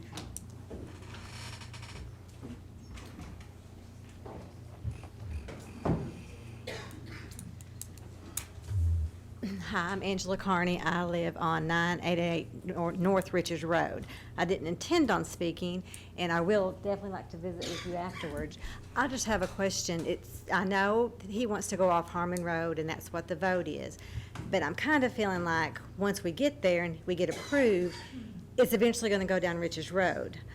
I live there. I've grown up there. The Goodings have always lived on that road. My daddy is one of the dump truck drivers that drive down that road. My cousin is another one. They both go out before the school bus comes down, and they both come home before the school bus comes home in the afternoon. 2 versus 50 kind of concerns me, especially with me expecting our first grandchild. I don't want him or her to be on the front yard and 50 dump trucks coming down the road. So a lot of improvement would have to go to Richards Road, but I know the concern is now coming off of Harmon. So I just kind of feel us voting to say yes to this now is saying yes, and then we're going to push it to eventually come down Richards Road, which that's what concerns me. And so that's all I have to say. Thank you. Yes, I saw somebody way back there in the back. Yeah, I think so. Couldn't see you. I didn't intend to speak either. I'm usually just a listener. I'm Sherry Justice. I live on 16039 Beechnut Lane. I'm a grandmother. I'm a widow. I've only lived out there for 10 years, but I intend to live there the rest of my life, and it terrifies me to think about having to encounter all of those trucks. That being said, he spoke a lot about his rights, but what about our rights to live in a quiet neighborhood like we chose to do? And I'm just going to ask you to vote no. Our rights to live out there peacefully like we bought out there should matter too. It shouldn't trump his rights to earn $1. He has plenty of places to do that. I have one home. Mr. Gallagher, yeah.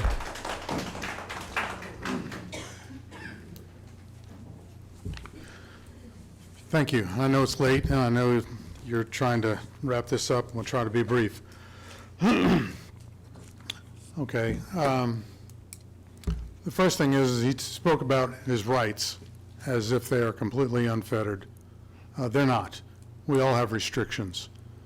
One of the restrictions we have is that you cannot do commercial operations in the residential areas of Washington County without a conditional use permit. I don't care who you're selling it to. The state does not have sovereign immunity here. In this criteria, let me get it real quick. Your mandate is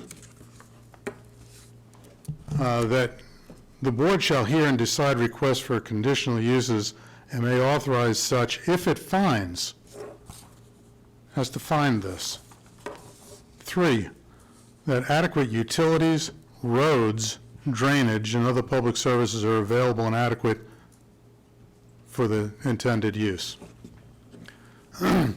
He just told you that Harmon Road is like NASCAR. Trucks everywhere.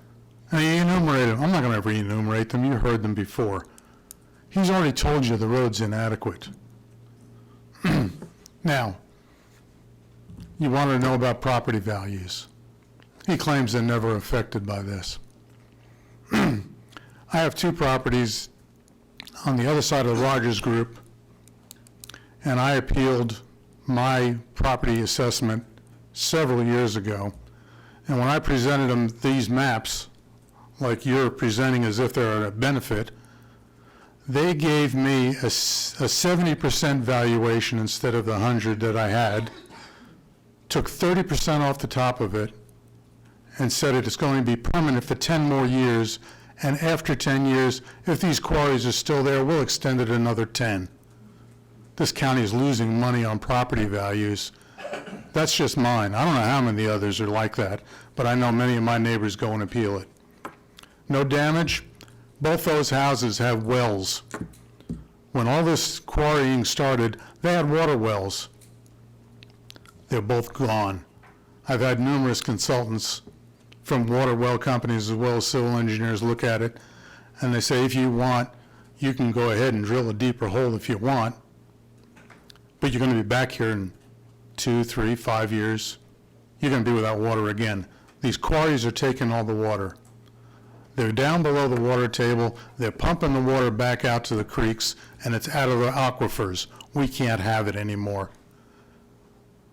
And they're going to tell you, we don't do any damage. Yeah, they do. If you're going to follow your mandate, as required in the ordinances, you have to vote no. You have to. Thank you. Thank you.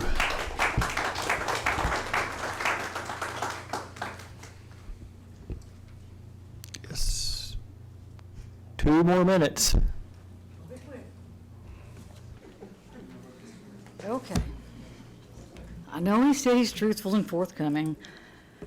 Why, whenever he was asked what he was doing, did he say he was building 5 residential lots? If he said, and he told us just now, his intent in the beginning when he bought the property was to mine the property. But when he was asked by Nathan, after Nathan got my emails as to what's going on, when he was clearing off the whole hillside before he built his road, he was building 5 residential lots. So to avoid getting any permits or anything, at that time, he was building 5 residential lots. But his intent was to mine when he bought the property. Just wanted to point that out. And he is following all the rules, but he does not have the stormwater permit on file at ADEQ, and he's required to. If I was mining, I would. All right. Thank you. Yeah. Let's don't do that, yeah. Okay. Got anybody else? Appreciate you all. I know you've got something to do besides come up here as well, so appreciate all the feedback. I don't know what the board's going to do. I just want to tell you that, these are by and large volunteers, so they're up here trying to do their best to evaluate your concerns and the rights of property owners and the rights of everybody in the county. So there's been some mention that, profits would motivate us or lack of concern for community. I just want you to know that's not the case. These people wouldn't be up here if they weren't concerned about their community. I know I wouldn't be, so just to reassure you, that's what this is all about. But it's a balancing act, and that's the tough part. So with that, we'll close the public comment, and I will turn.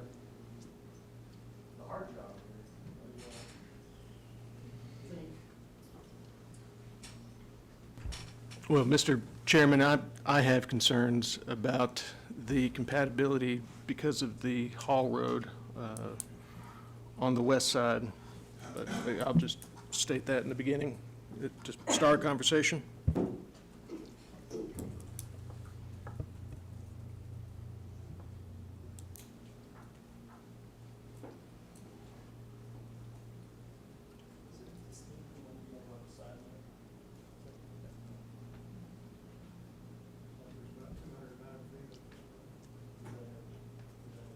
We can't hear any of this. I hear you. Come on, speak up, please. And I'm sorry, I didn't hear what you said. Just way back early. I'd asked earlier about the the side lane being installed, but, I'm not sure it even can be done, and it looks like there's about 200 feet on his property, along his property. I don't think so, because so what's getting me is it's an established residential area, and this is a high-intensity use. I'm just not sure that a side lane would mitigate that, maybe slightly. Yeah. I don't see it as like a quarry use, like a rock quarry or something, but there's gonna be a lot of material taken out of there, obviously.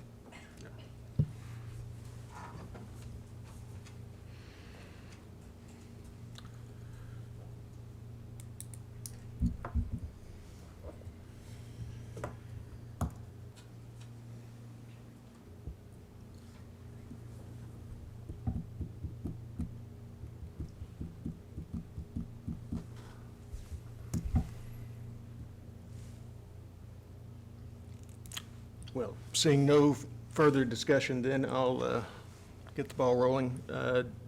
Due to being incompatible with the surrounding area, I move that we deny Weddington Mine high CUP.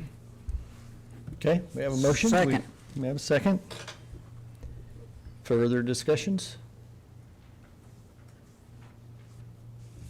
So this is a vote to deny, so all in favor of denying it, say aye. Aye. Any that would approve it, say no. No. I'll recuse. Okay. We have 3-2, right? Mr. Chairman, What you get? Mm-hmm. could you do a roll call for the record? Good, yeah.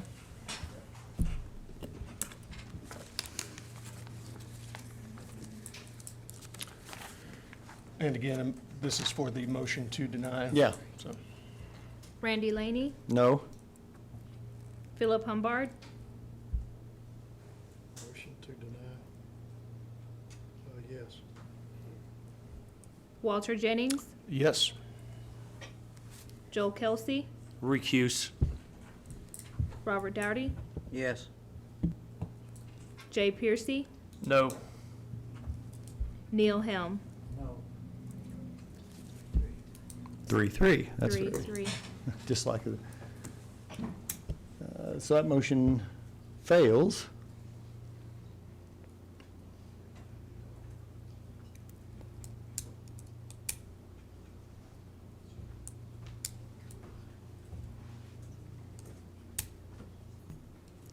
Mr. Chairman, I move that we approve Weddington Mine high CUP as staff recommended.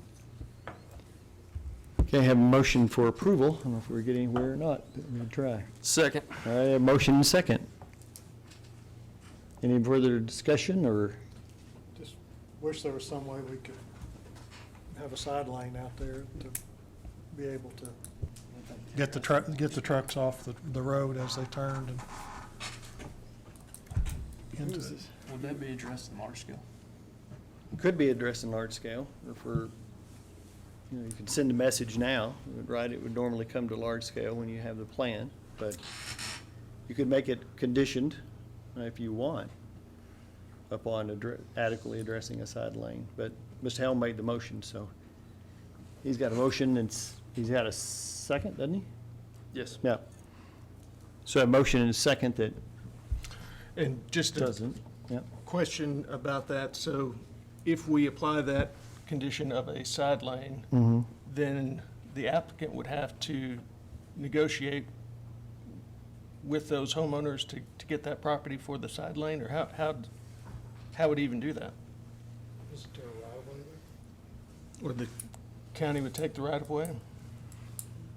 I'm assuming it'd be down his side of the property, Okay. because he's got frontage. Yeah. Mr. Chairman, But that's not in it. if that condition is put in it, then it will be addressed in LSD, and it would be addressed by the road department for adequacy Oh. as one of the conditions. So, to clarify that, if you put that in as a condition, then it will follow through to the next stage.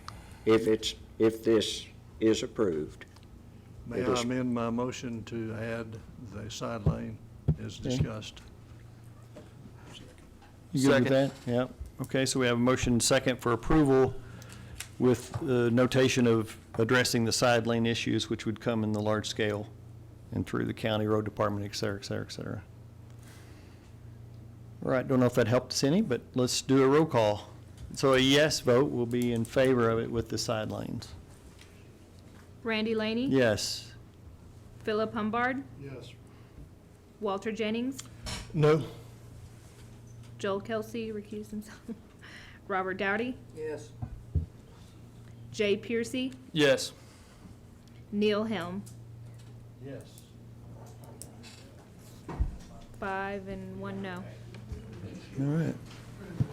Thank you very much. Did y'all come out and drive that road? Chris, yes, drive it.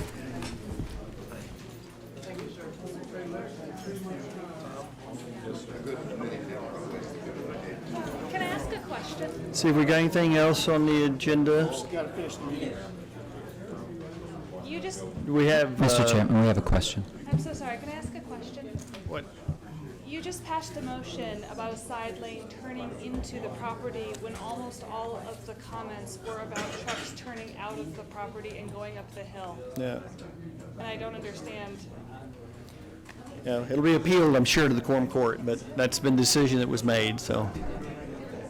Thank you for your input. Nathan?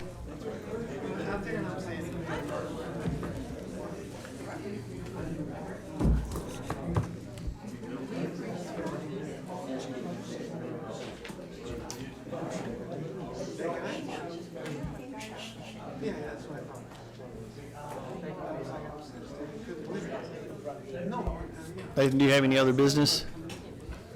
One item, sir. All right. I'm just trying to get to the back page here.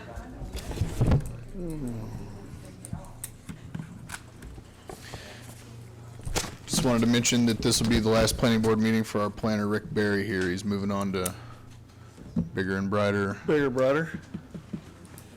That's Rick, it you for had all new the fun business. you wanted that fast. 1 year he's been with us. Thank you. All right. Entertain a motion to adjourn. So moved. Second? All in favor, say aye. Aye. Adjourn. Thank you. Thank you, thank you, thank you. Good job running that. Thank you. That's a.